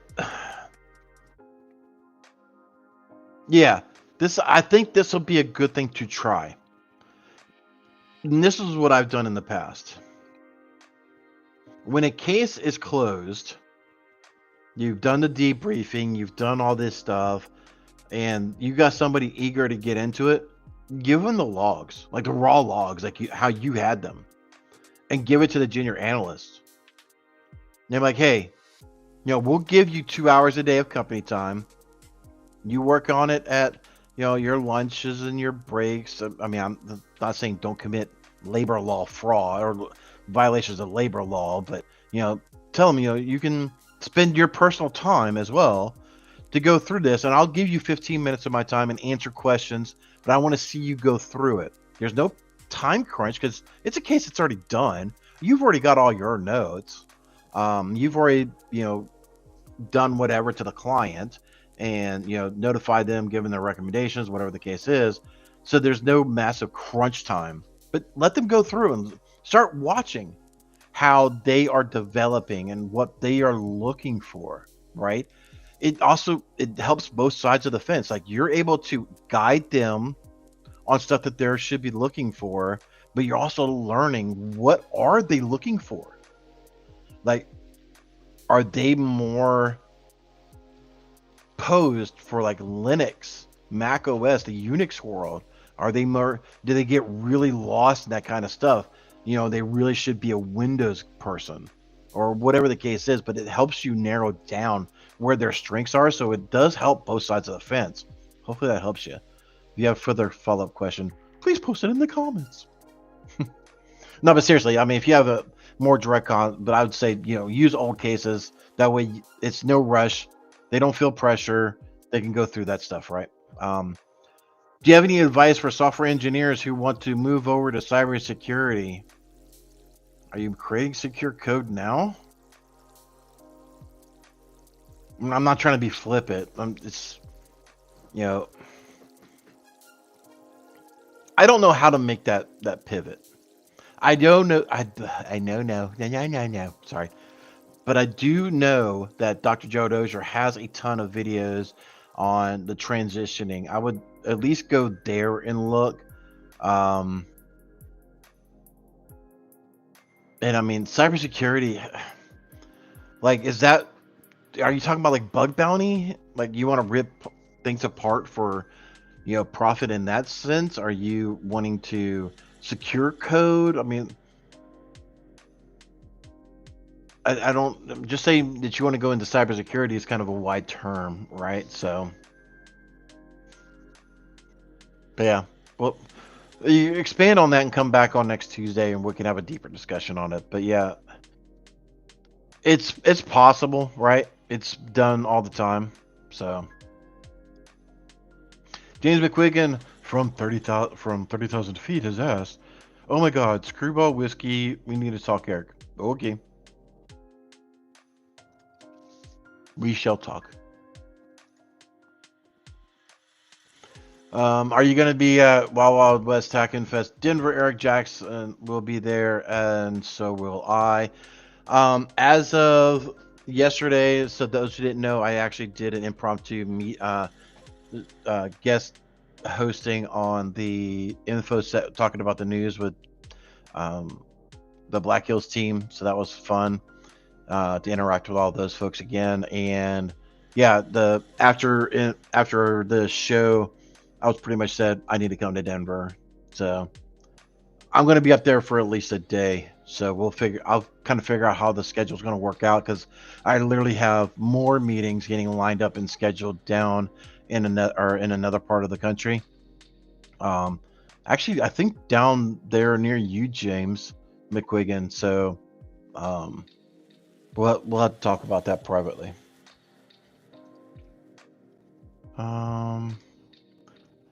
Best iOS password manager, 1Password. Because I like it. Let's see. Answer that one.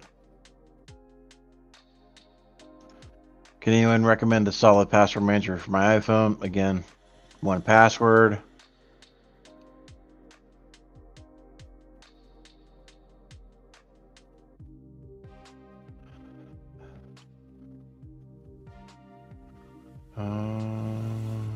Okay, that's already been answered.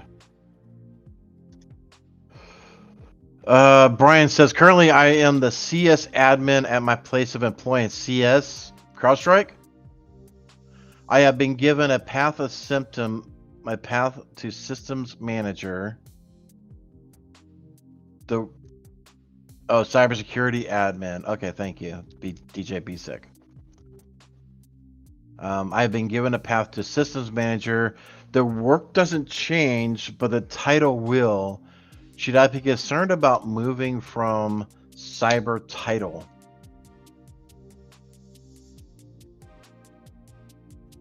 Let me reread that again.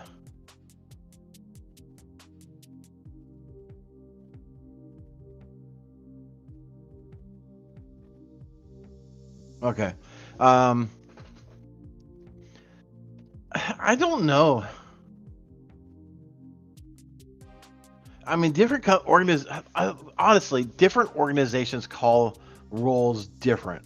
I mean, except for like your CISO and your PMMP and your whatever, right? I mean, a title is just a title.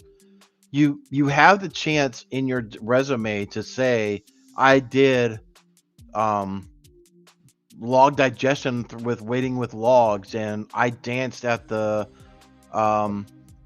did the funky chicken with John Strand at Wow Wow Hackin' Fest, or whatever the case is, right? So you're able to put your descriptions in there, and a title's just a title. I never really got into the whole personal title thing. It's just a title. It's whatever. Let me just read the comment.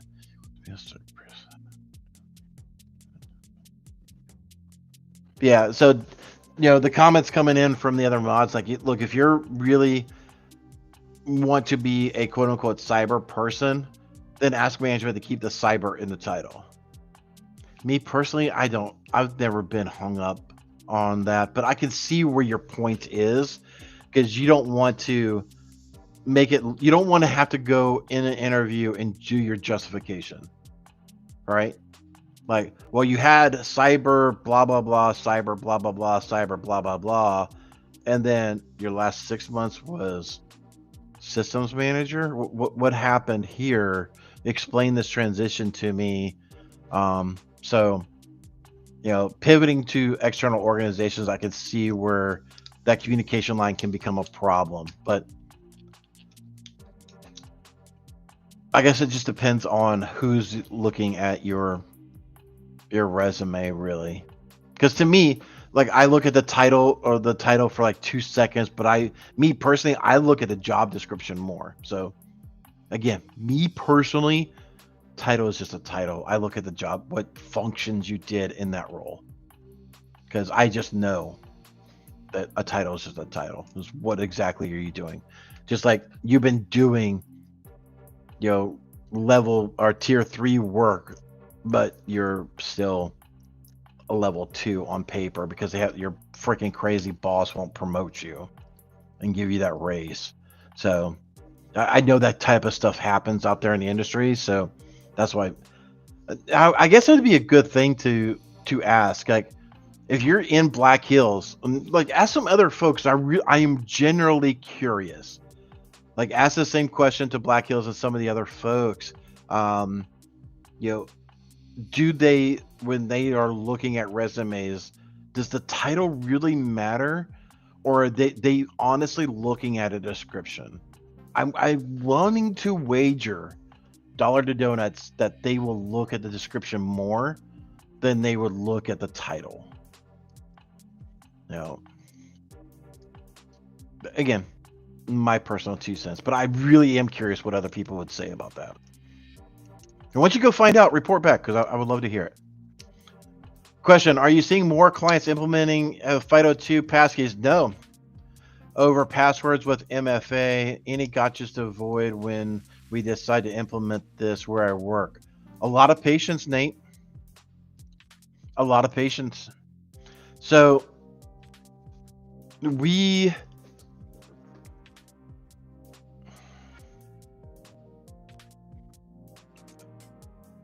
I'm pausing to make sure I can answer this legally and without OSINTing ourselves.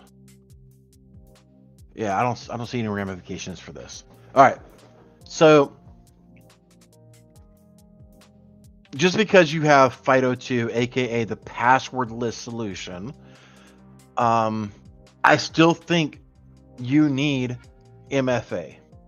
Now, I feel a lot better about the FIDO2 tokens because you actually need to have a password or well, you don't need to, I don't think. It's been a while since me and everybody set that up and had an engagement.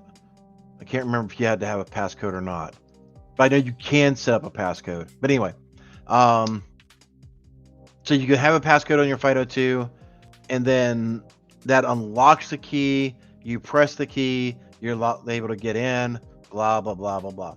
I still personally like having an MFA on top of that, right? Because I just do.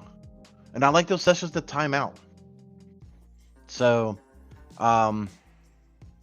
once I demonstrate to clients how this works from an end user perspective, like literally once you have your key registered and you're using Azure, I haven't tested it as much. We have our first Google Workspace discussion coming up in about 3 months.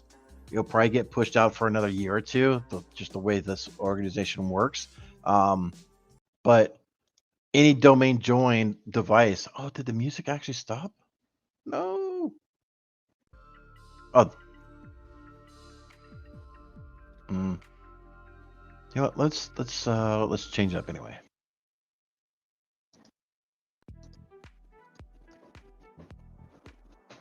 There you go. But yeah, you can go into any device. So let's just say John at the front desk. He's FIDO2 passwordless. He can walk over to Bob in the back of the warehouse, stick his YubiKey in, and he's able to log in. So it's really, really beneficial in a lot of ways, but they're expensive, man. They are. I think the FIPS FIDO2 version is 50 some bucks per. So, you get users starting to break them and lose them. It's going to get to an expensive solution really quick. So, having a policy like, we pay for one, and then we give you, one every couple of years or something. But if you break or miss it, you're buying the replacement or something. I don't know. So, But yeah, once customers actually see it in place, they love it. They love the idea of it. So, but it's getting that to wrap their heads around it. But it is, from a technology implementation standpoint, it's a mess. And it takes some time. It takes some vetting and kind of going through that process, right? AJ asks, if you had to start your career over again in programming language, what programming language would you learn? Specifically cloud security. I heard a lot of orgs focusing now instead of Python. AJ, if I was starting over today, I don't know if it's really a programming language. I think it is. Your mileage may, or your opinion may vary, but I'm a very avid PowerShell user. Like building out modules and being able to do all this stuff in PowerShell, I really, really love. And Python, I know you have to install it and you got to upkeep it's just so mundane. And PowerShell is built into the Windows operating system, and it doesn't matter if you're Linux or Mac or whatever. 2 lines and you can install PowerShell on those OSs, and it's the same damn commands. Like I know Python and all that stuff will get there, but like I don't have to worry about importing different modules and making sure, there's no conflicts and all. It just freaking works. Right? I love the simplicity of it. I know a lot of people are going to, come at me with pitchforks, but I personally just love PowerShell. So, and then I'm able just to make it work. Like I can look at Python code enough to say, okay, I know how to do this in PowerShell, or I know how to translate that into PowerShell to make that work. But to come up with that and do, every time I look at Python, import module. I'm like, come on. Whatever. You got to make sure that module's there, and just Python just sounds like a big freaking mess to me. All right. Let me pivot over.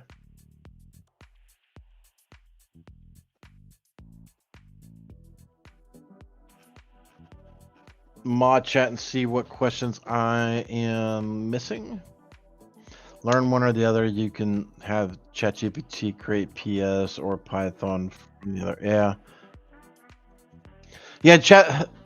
ChatGPT may be able to take that and cross convert it over to the other one, but like I said earlier, trying to get ChatGPT to actually create a script is painful. Like, hey, I want a PowerShell to do blah blah blah blah blah, and yeah.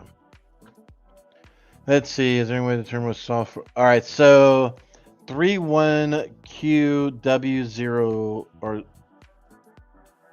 so username 31QWOZ. Is there a way to determine which software scanned a gateway if AV didn't check it or didn't detect it? I'm going to assume this question is for internal, and I would hope that there's some system logs on your devices. I mean, you're saying which software scanned it, so I'm assuming you have a log in your gateway, firewall, router, whatever have you, that at least shows a source IP address, so you're not having to go to 20 different devices to figure that one out. Sorry, I'm not bringing it up. It's literally a mod chat. So, hopefully there's application started, application whatever. So I would say look at the Windows event logs or whatever system event logs you got to help determine that potential application.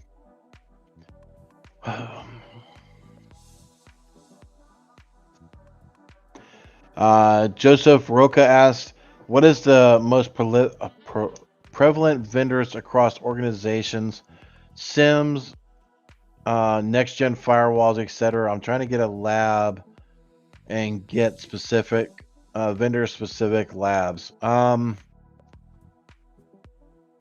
For SIMs or SIEMs, whoever you talk to, you have Elk, a lot of folks use elk, especially in labs. You can get a, I don't know if you can still do it or not. So do your research, but you can still get a Splunk license, I think, trial for 60 or 90 days. So you can go through that. It may be 108. I forget. I know if you're doing it in Azure, they'll give you a trial of it built into it. So you can mess with it there. Uh,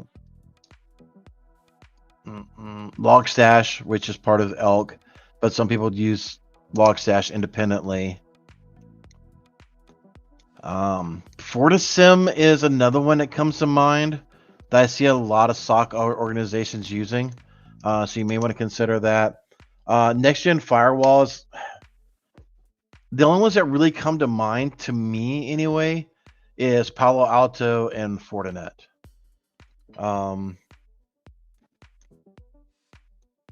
We can go 3 days going down a different list of this, that. What I would tell you, Joseph Roca, is go look at Granite reports, like for whatever. Like Granite report for SIM and firewalls and all right, DJ BSEC, thanks for hanging out, buddy. Really appreciate you. Take a look at who are the leaders in said vertical and go from there. I mean, there's just too many to go through, but at least you'll get an idea of which ones are the top ones based off of that report. And just know that report is a pay to play, right? So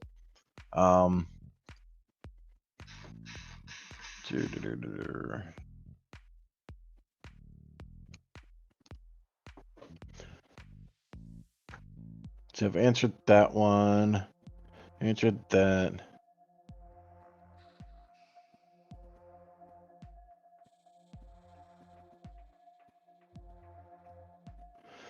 Well, Hackenfest, yes.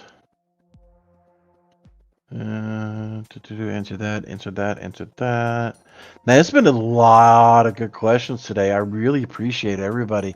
Again, I don't have a hard stop here in 5 minutes, so if there's a blitz of questions, I will get to them real quick. Here's one that came in. Would you say hacking is repetitive? Yes. There's a lot of this stuff in hacking which you still have to OSINT. You still got to figure out the lay of the land.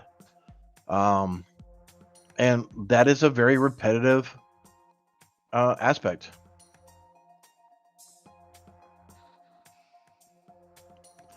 Do you have to pay to view the report? No, it's a pay to play for actually getting your name in the report for Gartner.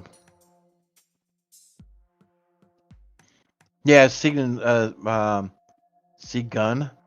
If you're new, please forgive my pronunciations. Hooked on Phonics never worked for me. But yeah, check Gartner Magic Quadrant. That's what I was thinking of.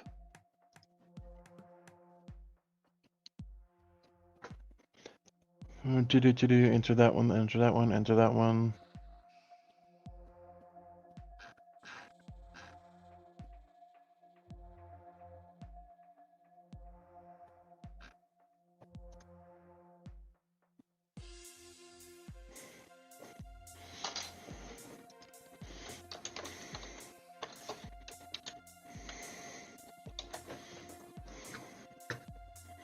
That's right, 791.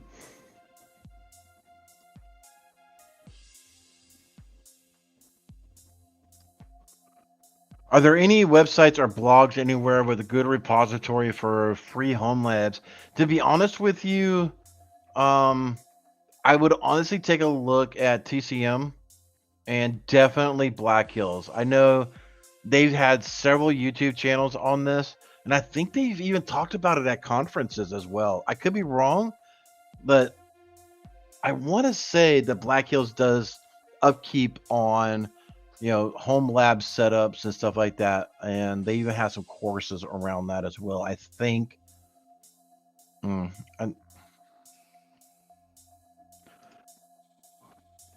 Why is OWASP top 10 not updated every year? I don't know. To be honest with you, All right, hot take. Oh yeah, I still have that other question from Space Tacos. And Chris Whitlock, sorry, I'll divert. Chris Whitlock, yes. There's sometimes I gotta make sure I don't overspeak in what I'm allowed to say. So you go back in your corner, Chris Whitlock. Sorry, just going on about stuff in mod chat. But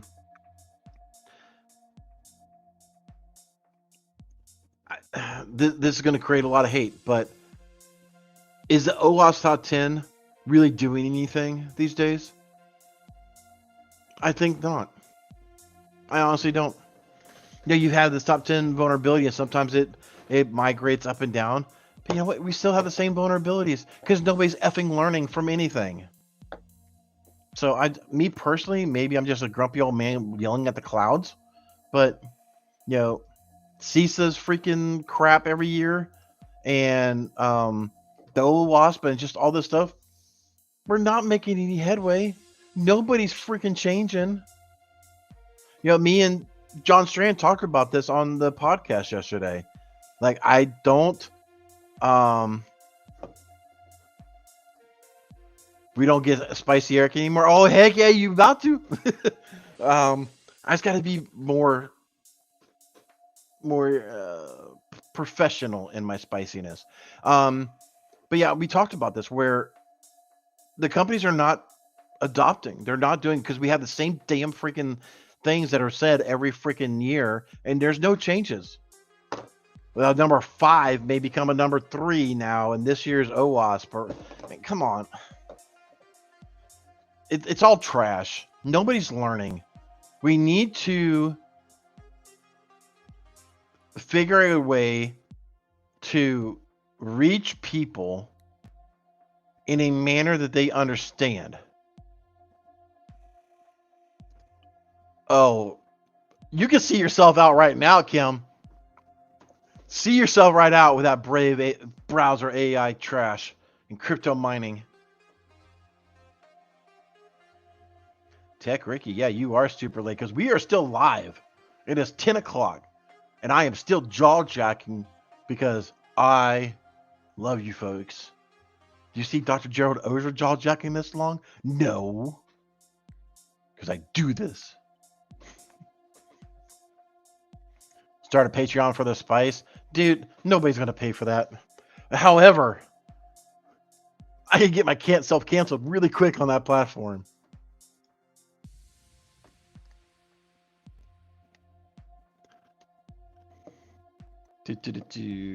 Going back through. Question. Red or green? Up or down? Left or right? Right or wrong? Dog or... What? Okay. I think my brain's about to reboot on that one.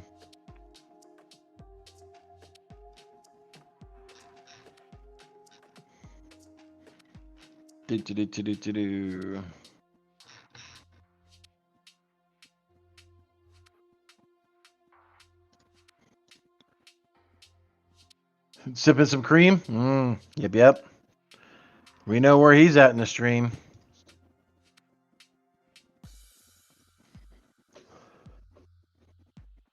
It's going to be a while before he realizes that we messed with him a little bit. What t-shirts?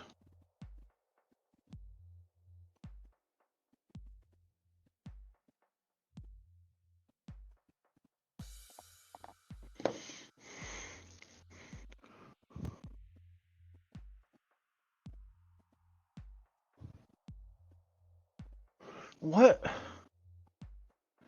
We want to update the people. You need to have the general public on it and update.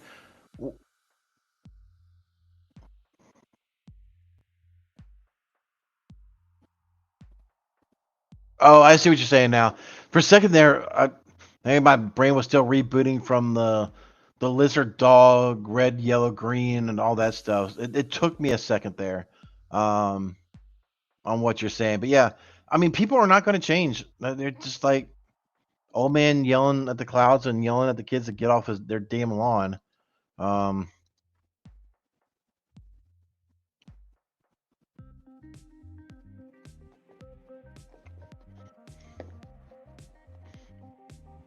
They choose it. The businesses do not see the profit in cybersecurity. They see the damages for non-adherence to cybersecurity because of loss of production, loss of revenue, loss of this and loss of that. They see that side of it, but they don't see it on the pre-breach side. And so let's just be honest. It is hard. It is so hard for you to get a company to say, okay, we're going to go FIDO2. We're going to go passwordless. And here's the cost for it. And you're like, okay, we're spending, let's just say 5,000, 10,000, 15, 20, whatever the number is for implementation, configuration, management. I mean, dude, you got to asset manage these things. Like, who has key number 5858585882? Who's got that key? Who's that assigned to? Right? There's a whole thing to it. And I don't know, it's not an easy task to go through and have. And having a company on the forefront, like, okay, this is truly going to improve our cybersecurity, when they're not required to do it. I don't see them doing it.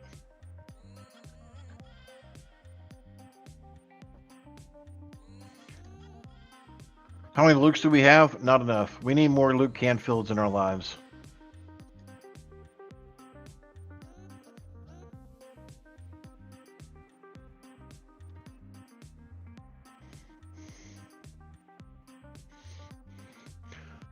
There was one. Well, I mean, kind of. What was it, Tech TV or something like that?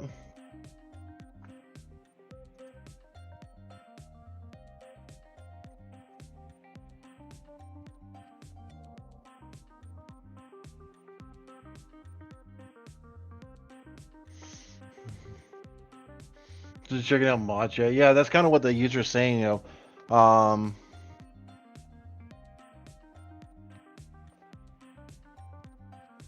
why isn't the OWASP top 10 updated every year versus every 3 to 4 years? Because people don't learn.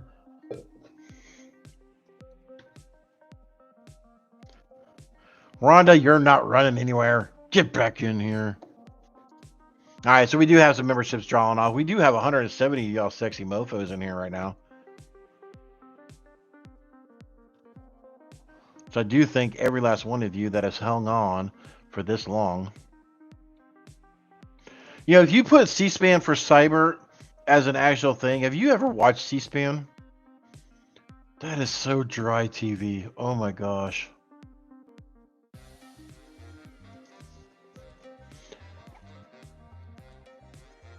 What about YouTube TV? The best of both worlds.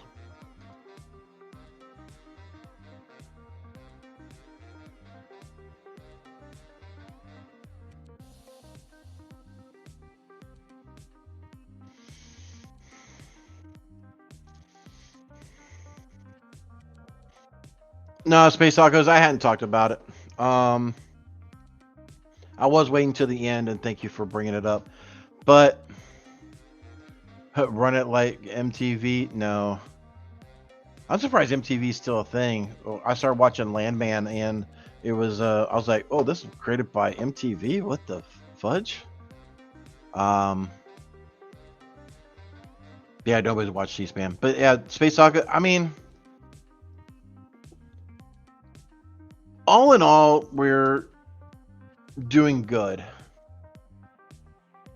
for the most part. I mean, we're still going through the whole first year of this, first year of that.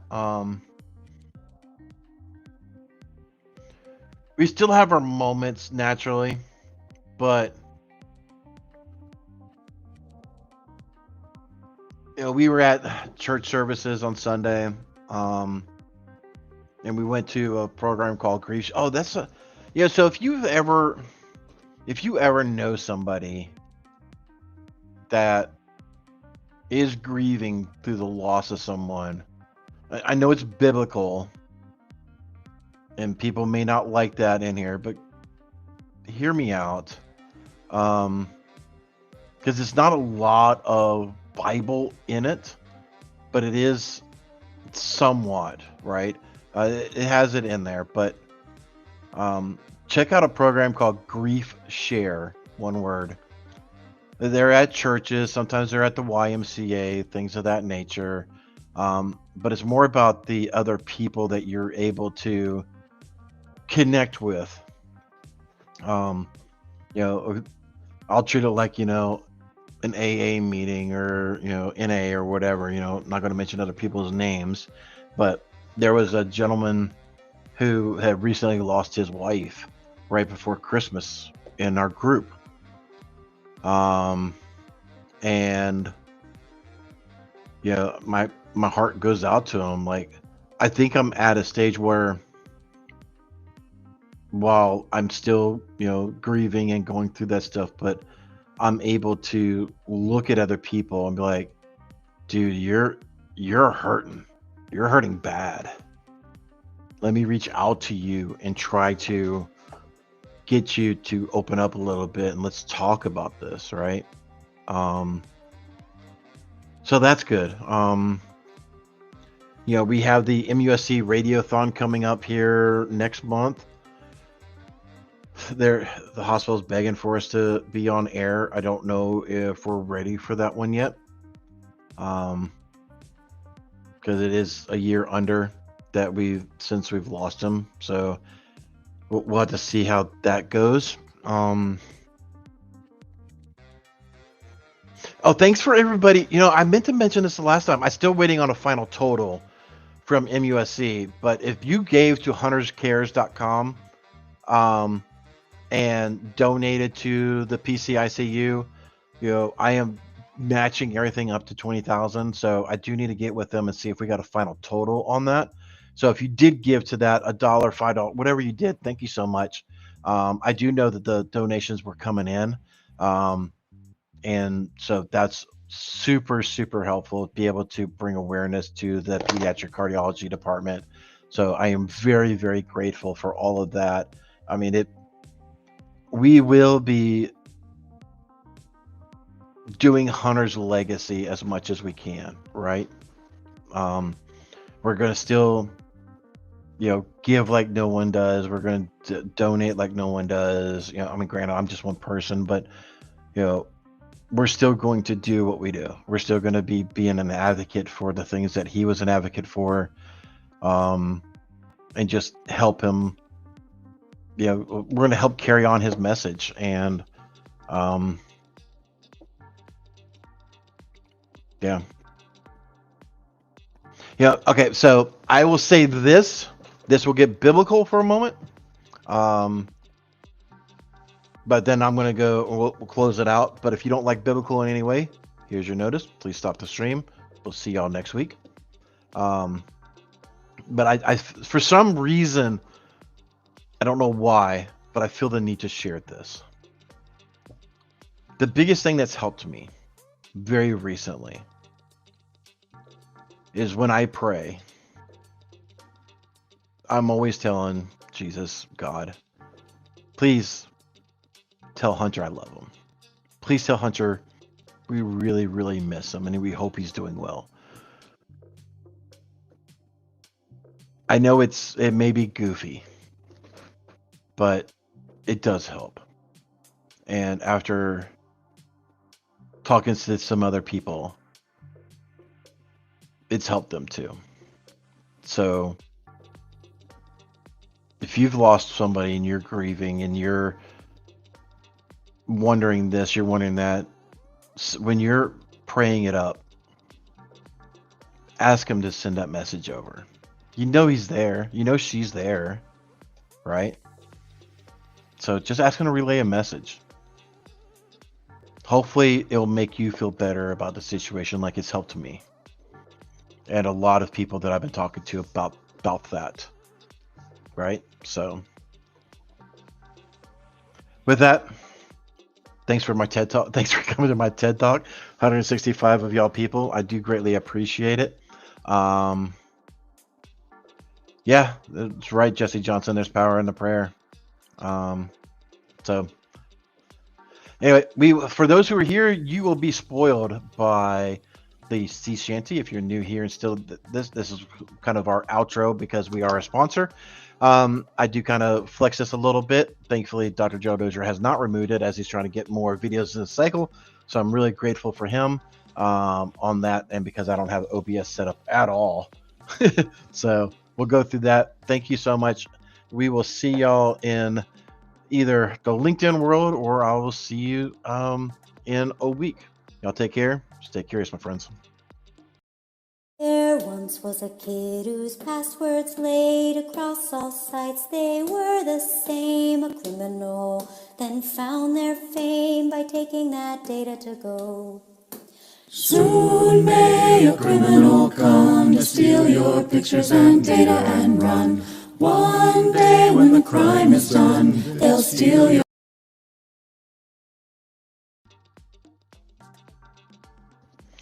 So real quick before I do that, I just want to be very clear on this one. Like, I'm probably the only person that's going to talk about prayer here. I don't know what Dr. Gerald Auger's faith is, if he has any. I don't know DJ BSEC, if he has. I don't know what the mod chats are. I don't know. But I am a different person, and I am more comfortable sharing that. I always give that caveat in the beginning, like you said, hey, we're about to get biblical for a second. So I try to make sure not to offend people, because this is a very inclusive group. And I know some people do get offended by that, right?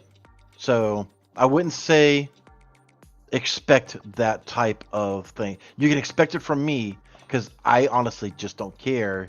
I think the group is welcoming enough that I give that caveat warning, and I try to save it toward the end of whatever, that people appreciate that warning and they will, do whatever. So just know, don't expect biblical stuff as part, because it's not the format for this show. It's really not, right? So anyway, stay curious, my friends. See y'all next week. Hey everybody, I hope you enjoyed that content. Keep the cybersecurity train going by connecting with the other Simply Cyber community resources. We have the Discord server that's lively and always keeps the conversation going. You can connect with me directly on LinkedIn. And also every single weekday morning on the Simply Cyber channel, we're doing live daily cyber threat briefings, 8 a.m. Eastern time, as well as Thursday at 4:30 p.m. We're doing live stream interviews with industry experts, and we produce videos that we push out every Wednesday morning. I'm Jerry from Simply Cyber. I hope you enjoyed the content, and we'll see you in the next one.